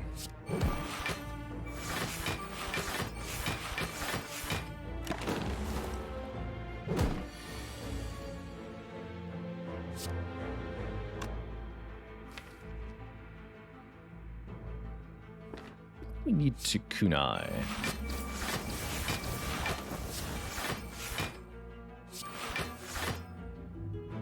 This is better than defending. We have to block for 30 here. This will be perfect. Slightly better than perfect. Malaise to keep the weaken down for next turn. And we'll slowly but surely find a way to get ahead here. At least that's the hope. Even knowing that this is not what I want, I'm going to play.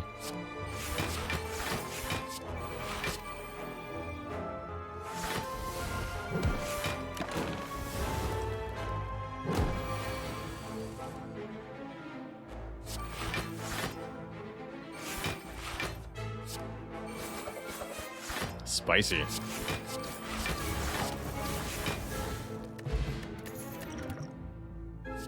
Okay. Piercing Well would be nice, but I think we need the Terror as a way to make our attacks deal substantially more damage.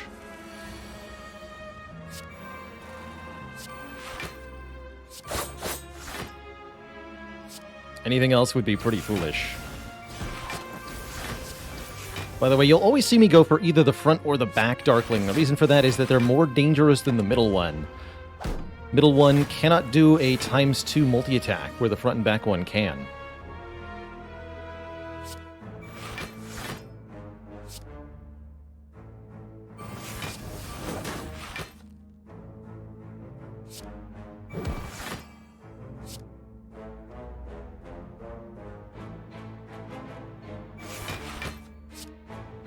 This hasn't quite worked out the way that I want. Oh, I can do double defend.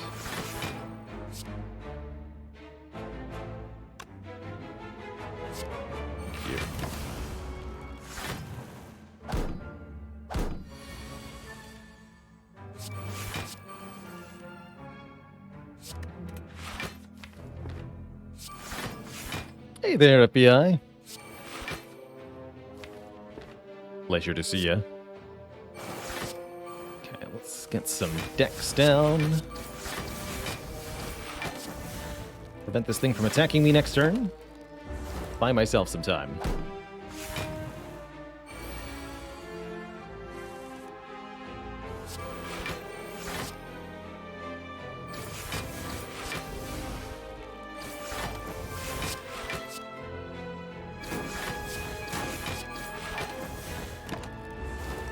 This one die to poison next turn.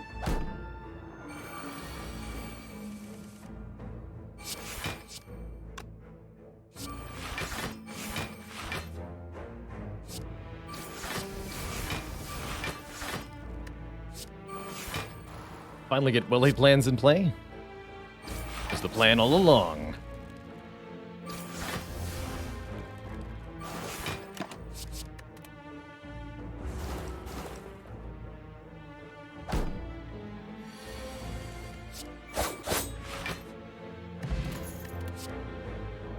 Another upgraded acro? Yeah. Definitely. 1000%. Don't mind the Fear Potion either. That can remove an artifact layer or give us bonus damage at a critical moment against something important.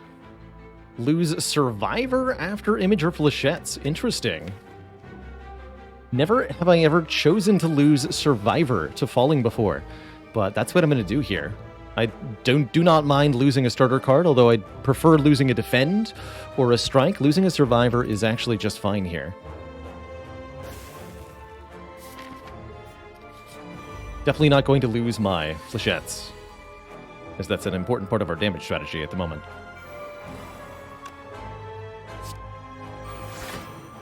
Hi, Giant Head.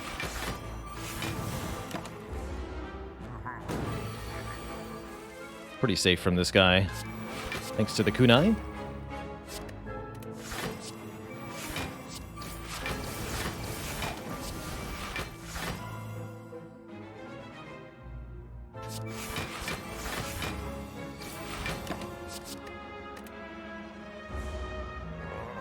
Two.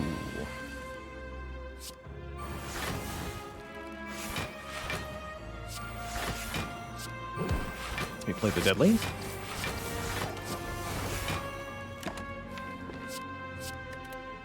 What?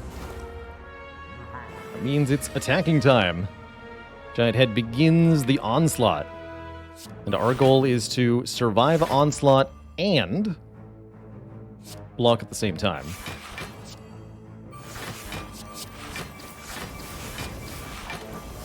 Keep one Shiv to help me with the kunai.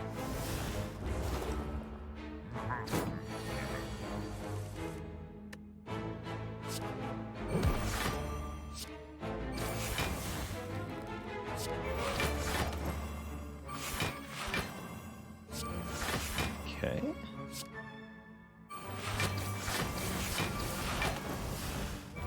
Necro here, Phantasmal. Next turn, Flechette's backflip.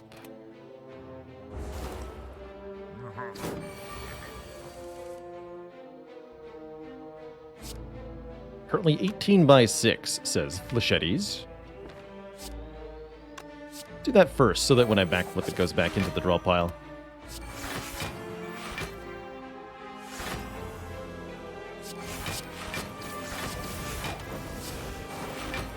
Poison will also contribute a not insignificant amount of total damage during fights like this one. Ideally, I'd get another one, but...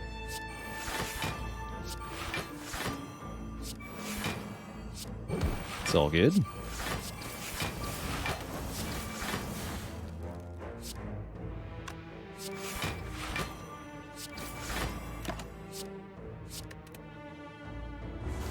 And again, note how we eventually just have full health the whole time.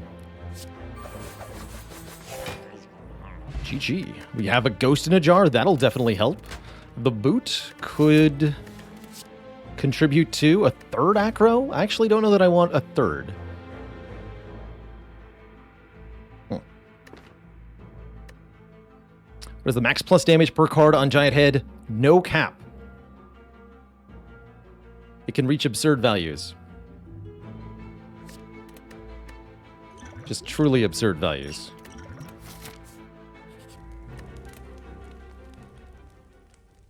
Feels like Upgrade Gamble is probably the best bet here. Upgrade Blade Dance, also reasonable. Maybe Upgrade Terror or even upgrade one of the block cards, but I like being able to gamble multiple times. I think that's going to be very helpful.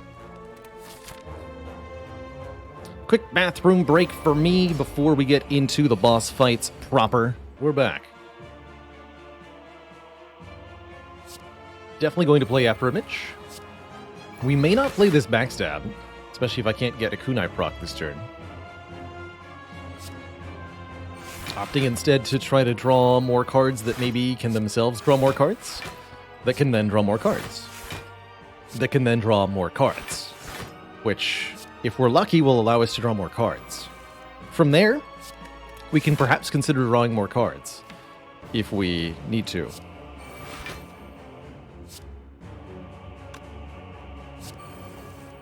There's our well-laid plans. What a beautiful turn one. So I'd like to point out that we have a 34 card deck, but on turn one we have drawn 24 of those cards. That is good. Is very good. I want to kill Donu first, so I'm going to use Neutralize and Malaise here to remove all of Donu's juicy exterior artifact layers.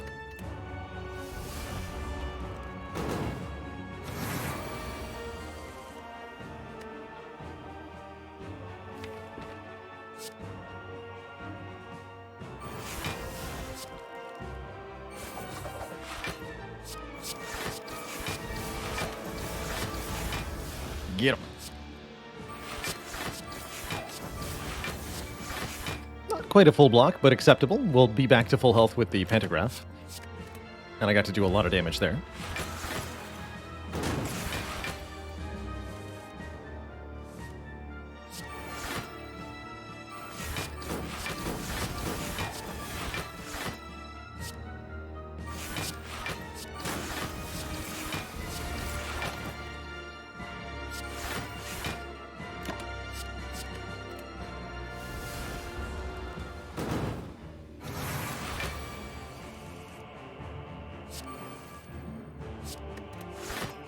Pew pew!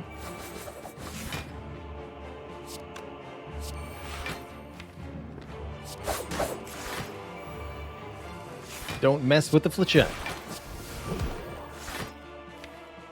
Else you will regret the decision you have arrived at. Choose to kill Donu first because that prevents now Dekka's strength from increasing. It is Donu, the circular one, that does the strength buff that increases their damage every other turn. Now that Donu is dead, Dekka will attack for no more than 18 by 2 on every single turn. And I can always block for that much. The days aren't too bad with how much card draw we have.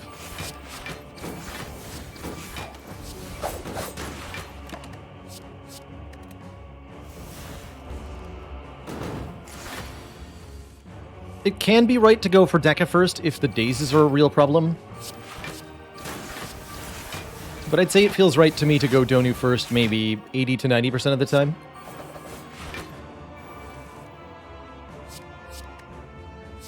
Discard that.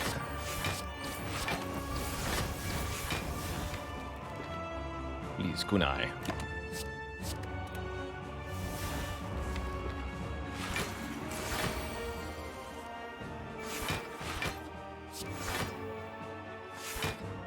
But I think a Corpse Explosion in a Shiv deck as a one-off, it's excellent just for dealing with Donu Dekka, or for getting a area of effect damage into any deck that needs it.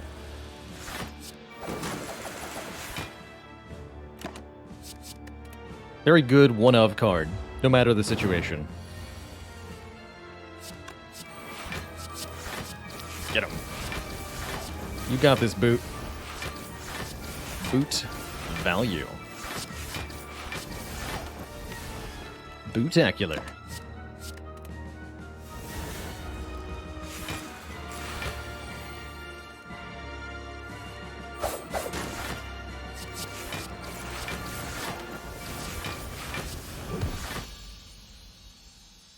One down. Time Slug to go. Time Slug will definitely be a challenge for this deck.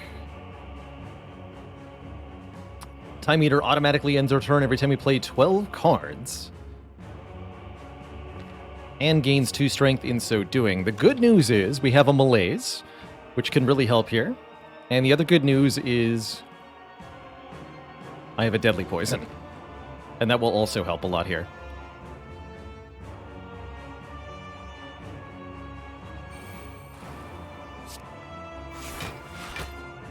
Card draw.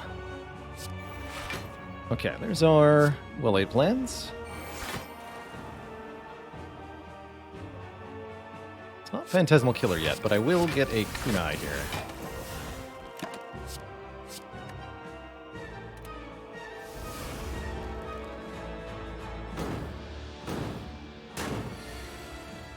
$32. Oof.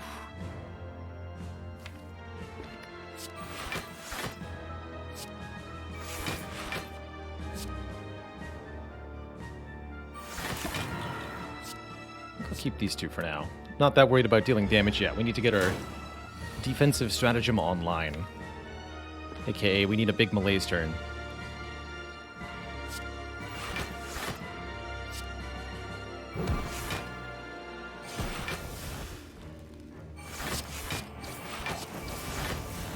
Can I get 2 more attacks?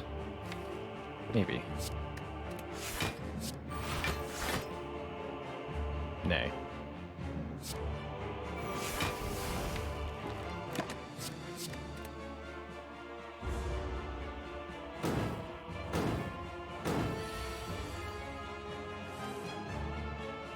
This will do.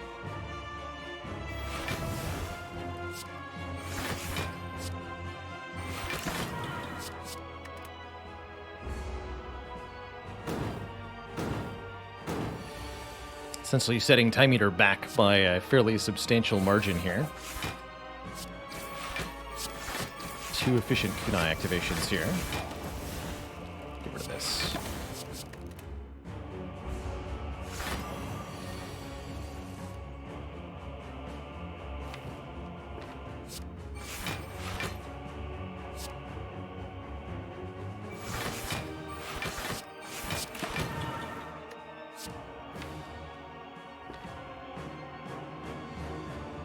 Time to start putting poison on time meter.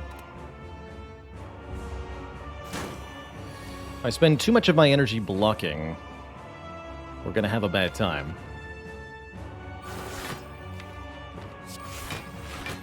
Well, too many of my card plays blocking, rather. It's not about the energy.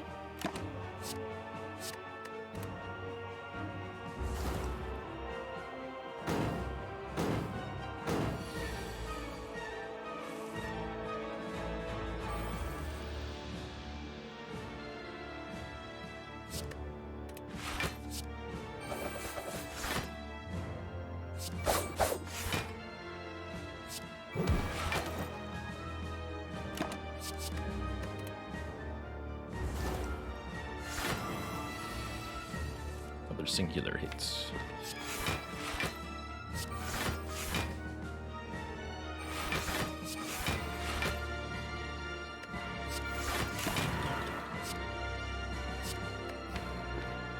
Keep the cloak.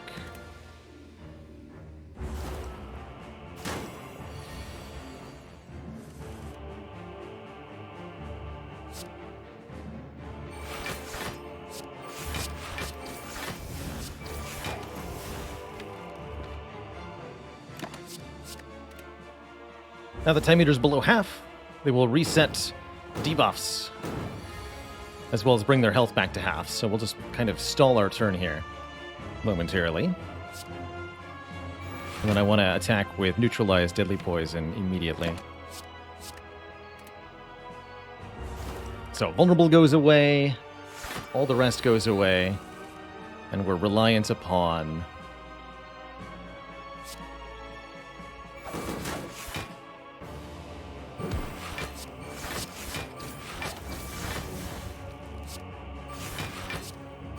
our wits and our dexterity here to get us through phase 2.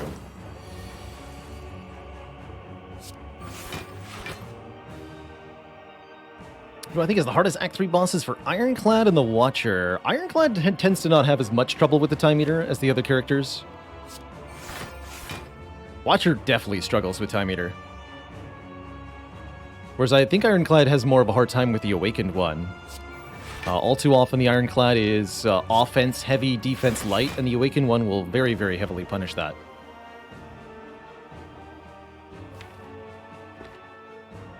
I don't think it's worth playing this Bleed Dance anymore.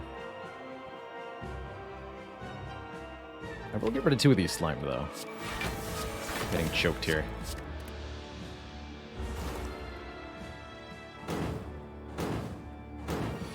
Time meter's big deal is drawdown, and that particularly ruins the attempted consistency of the Watcher. Who really likes to be able to say that she draws precisely the card she wants, only on the turn she wants. Time meter says you don't get to do that.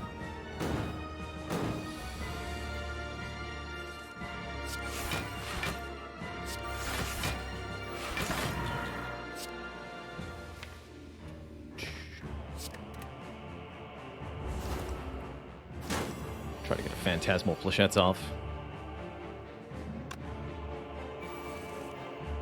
I think I'll just do a regular Flechettes. Spicy.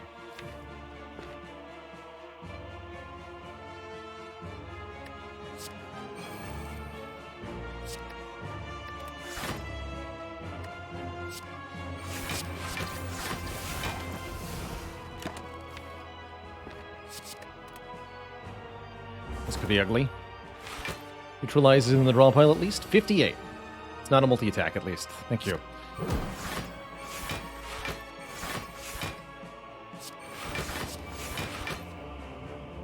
Poison. So many slimed.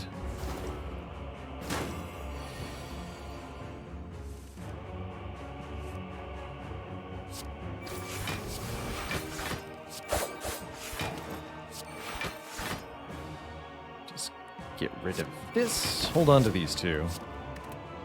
And we should be good from here. Somebody was asking me what I want Happy Flower to be at the end of this fight. I was asked at the beginning of this combat, and the answer now is, looking at the damage numbers, I just want to end the fight. Please allow me to live.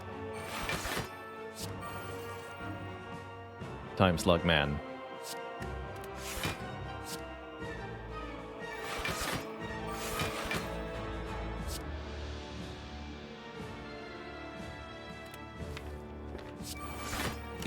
I have the spiciest flechettes in the world with your name on it.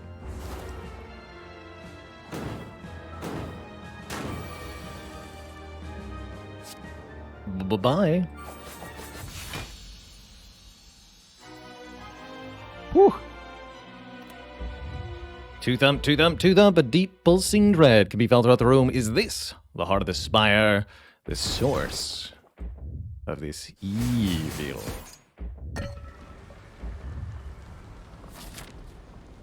Only missing 6 health, and we do have a pentagraph, which makes me inclined to upgrade a card here. Probably Terror. But we could contemplate upgrading the Blade Dance or a backflip. Terror upgrade saves me 1 energy during a fight. Could be relevant as long as I don't draw Terror on turn 1.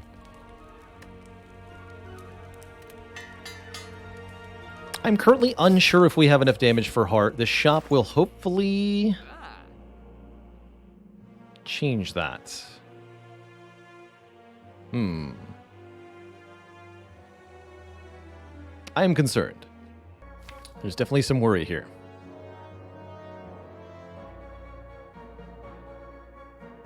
Probably going to remove Parasite. Hand Drill could help me against Spire Spear and Spire Shield. Is it enough of a help to make me... I don't think so. Is it enough of a help to make me want to actually buy it over removing Parasite? I don't think so.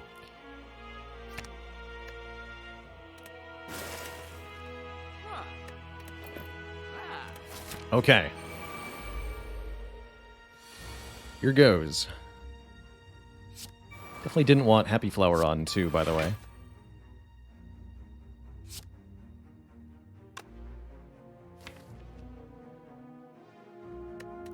Is this a Spire Shield first kind of situation?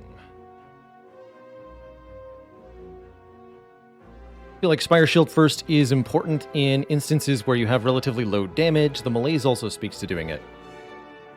So I think I will try going for Spire Shield first. See how much I regret that.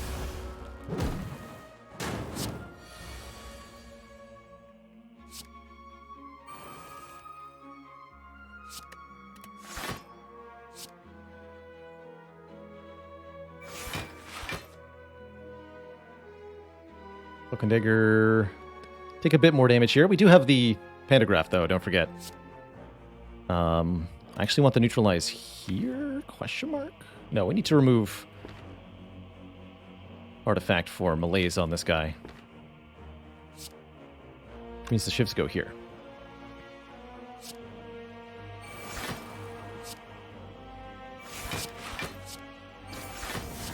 Boot is going to be very important.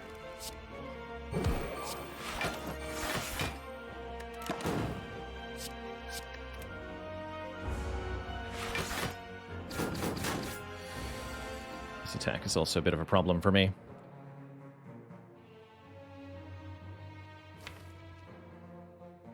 Probably go Blade Dance to gain Dex, and then block 3 times. Don't have Artifact. I would really like to keep Ghost in a Jar for the 67 hit from Heart.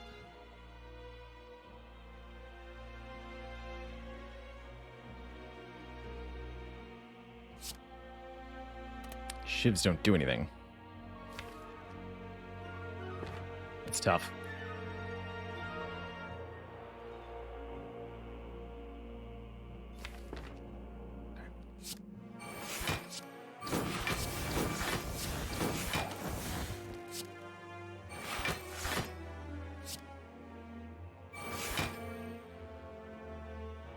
Defend. Guess I'll Terror here.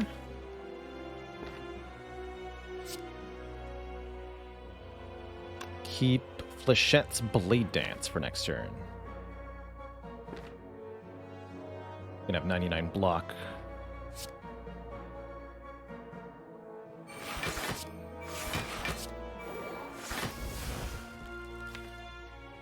$99 blocks is a bit of a problem, though. As is the increasing number of burns. It means that I can't meaningfully hit dude here. Mr. Malaise. That's what this is for. Fear Potion lets me Malaise here. That's gotta be it.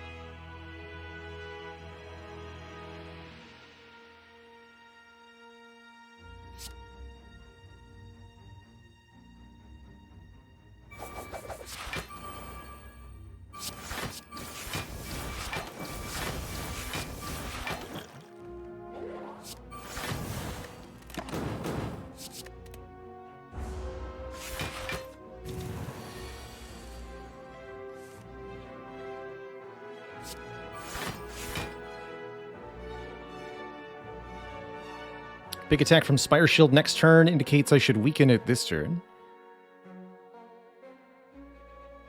Got 2 deflects in hand, which speaks to Blade Dancing also.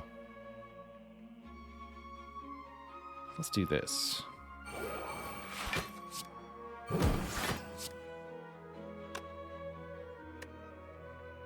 Yes, 4 spaces. Again, the Shivs aren't doing any damage here.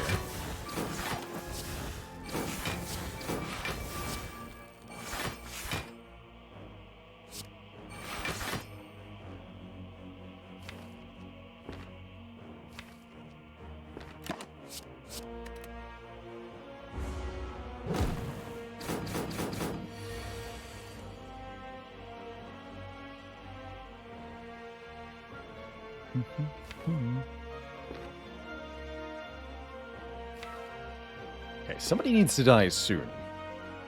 Might have to be Spire Spear. I do regret initially damaging the Spire Shield.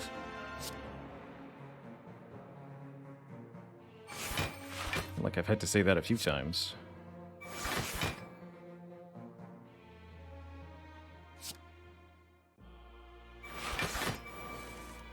There's PK.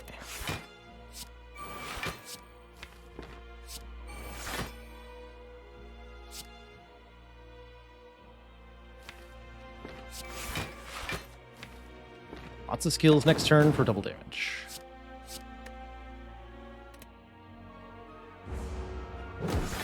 Our strength is going down and down and down, though. It's getting worrisome.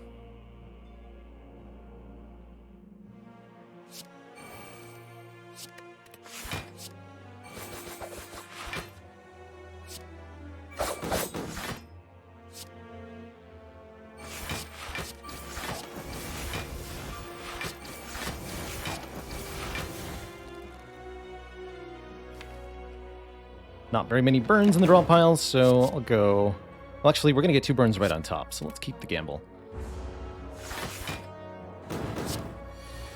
This turn is spooky. Oh dear, is it ever.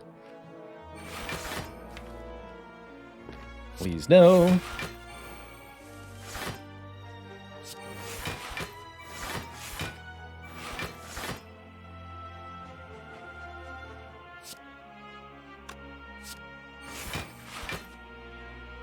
4, that's plenty. You die next turn.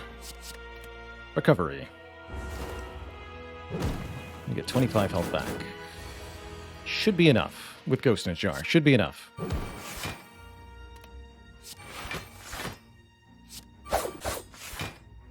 It better be, anyway.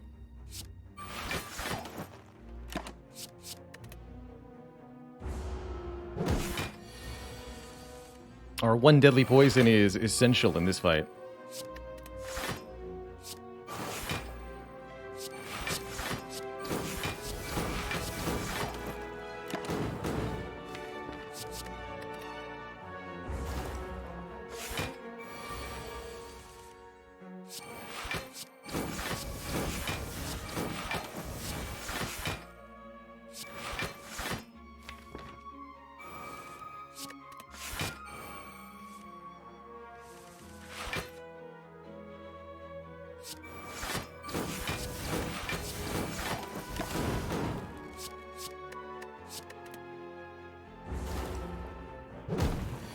How does boot work with 0 damage? It doesn't. So we gotta make sure we don't let that happen. Behold. 0 damage. That's what the deadly poison's for, though. We're fine.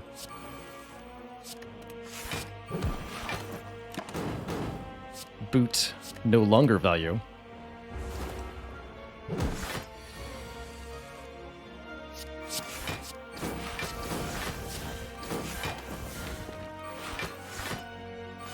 Fortunately, we can double our 0 damage. Wait.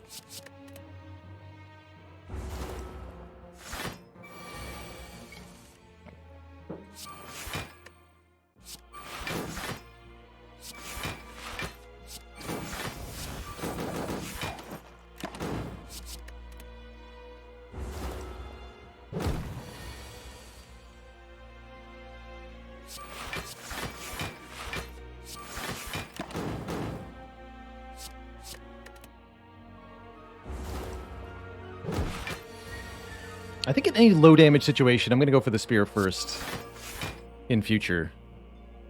I think that was the takeaway here. Spear first would have been correct. Fortunately, it worked out. I don't think we changed how much damage we would have taken by a whole lot. Come on, Caltrops Plus. From this fight, please. Oh, Entropic Brew. 2 random potions, plus an Ornamental Fan for some immediate block. And 1 more Cloak and Dagger? Plus. Okay, with the Ornamental Fan, I'm sold. Although maybe it's Escape Plan. Actually, you're right, it is Escape Plan. Alright. Thanks to the power of After Image and Tungsten Rod, the Beat of Death is not so bad here, too.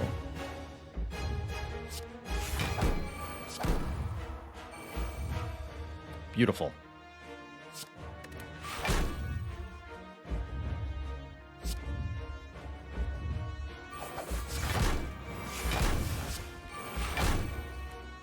The value.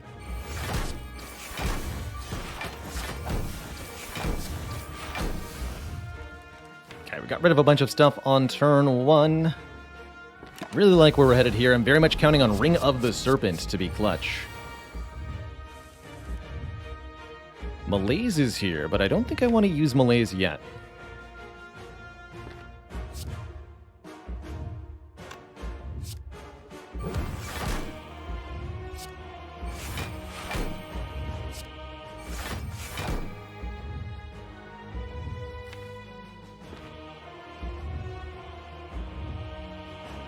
No, I don't think I want to use Malaise yet. I think we want to hold this for when part has positive strength value. Slow this fight down a bit.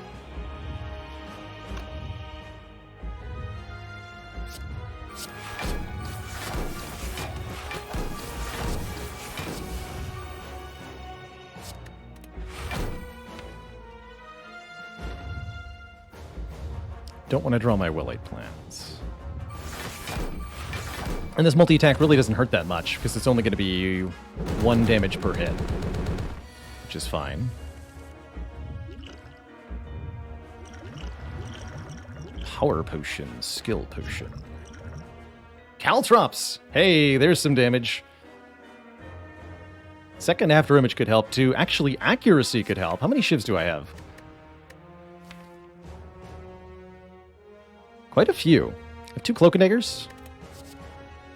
This is 6 damage per Shiv with the vulnerable. That's probably a little bit better than the Caltrops.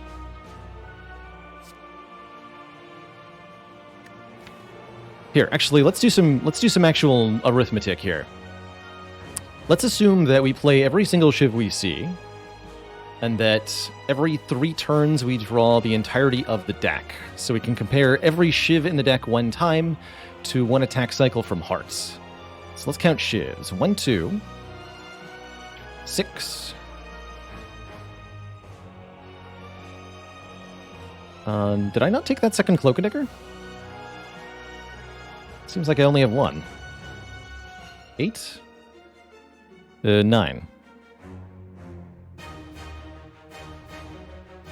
Wait.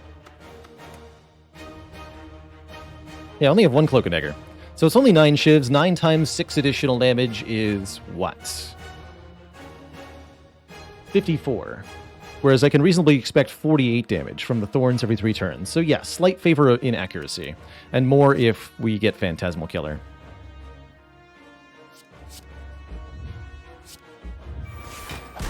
Boot is not relevant because we have Vulnerable on the heart already.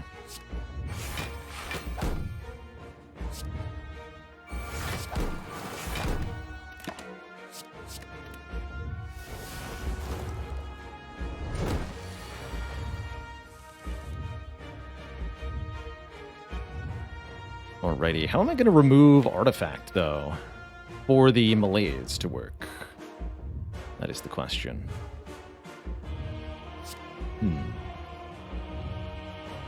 Think upon that.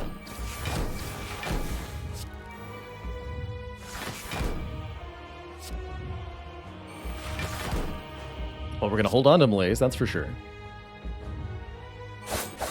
Skill Potion might help me provide answers.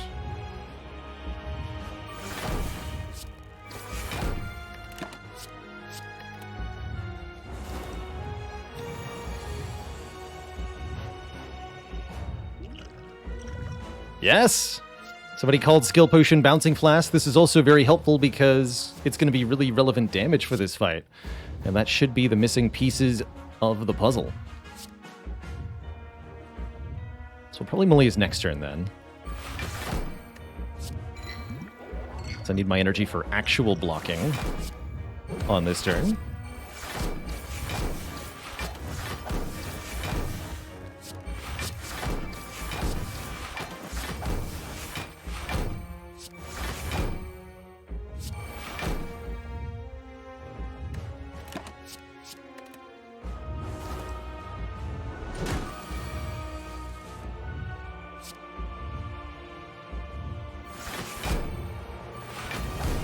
Sayonara.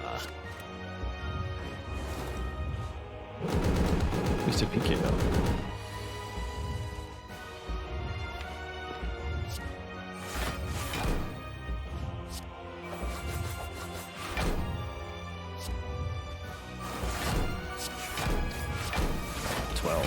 Twelve.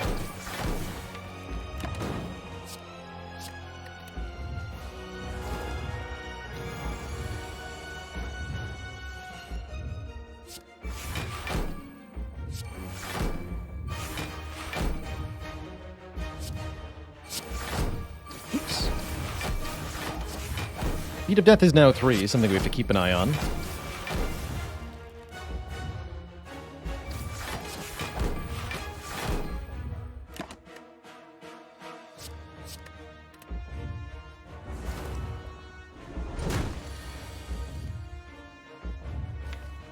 But overall, this is working.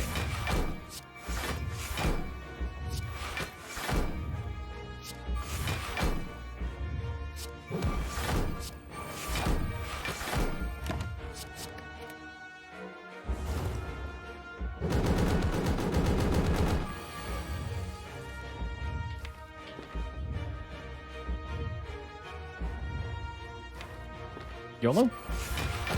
Easy.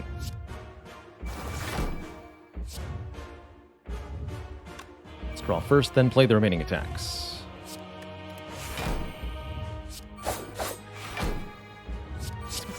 Kunai. Keep Acro defend. Just a couple more turns we have to survive here. This next multi-attack is scary though, 4x15. That said, I think we've got it covered with all this defense. Oh yeah. Very much so.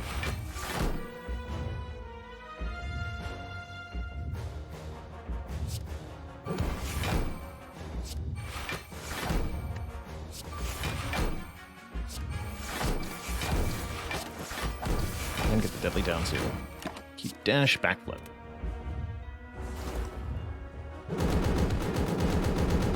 Whew. Hard fought, but we finally get there. Chi-chi. Mr. Hart.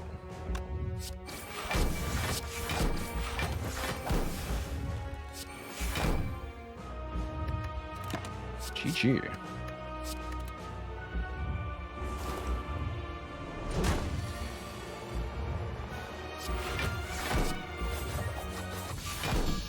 Hey there, if you enjoyed that video, watch this one next. And before you go, join us on Twitch and watch live. I'm there 5 days a week playing Slay the Spire, answering questions, and chilling with the community. Click the link in the description to follow right now. Ta-ta for now.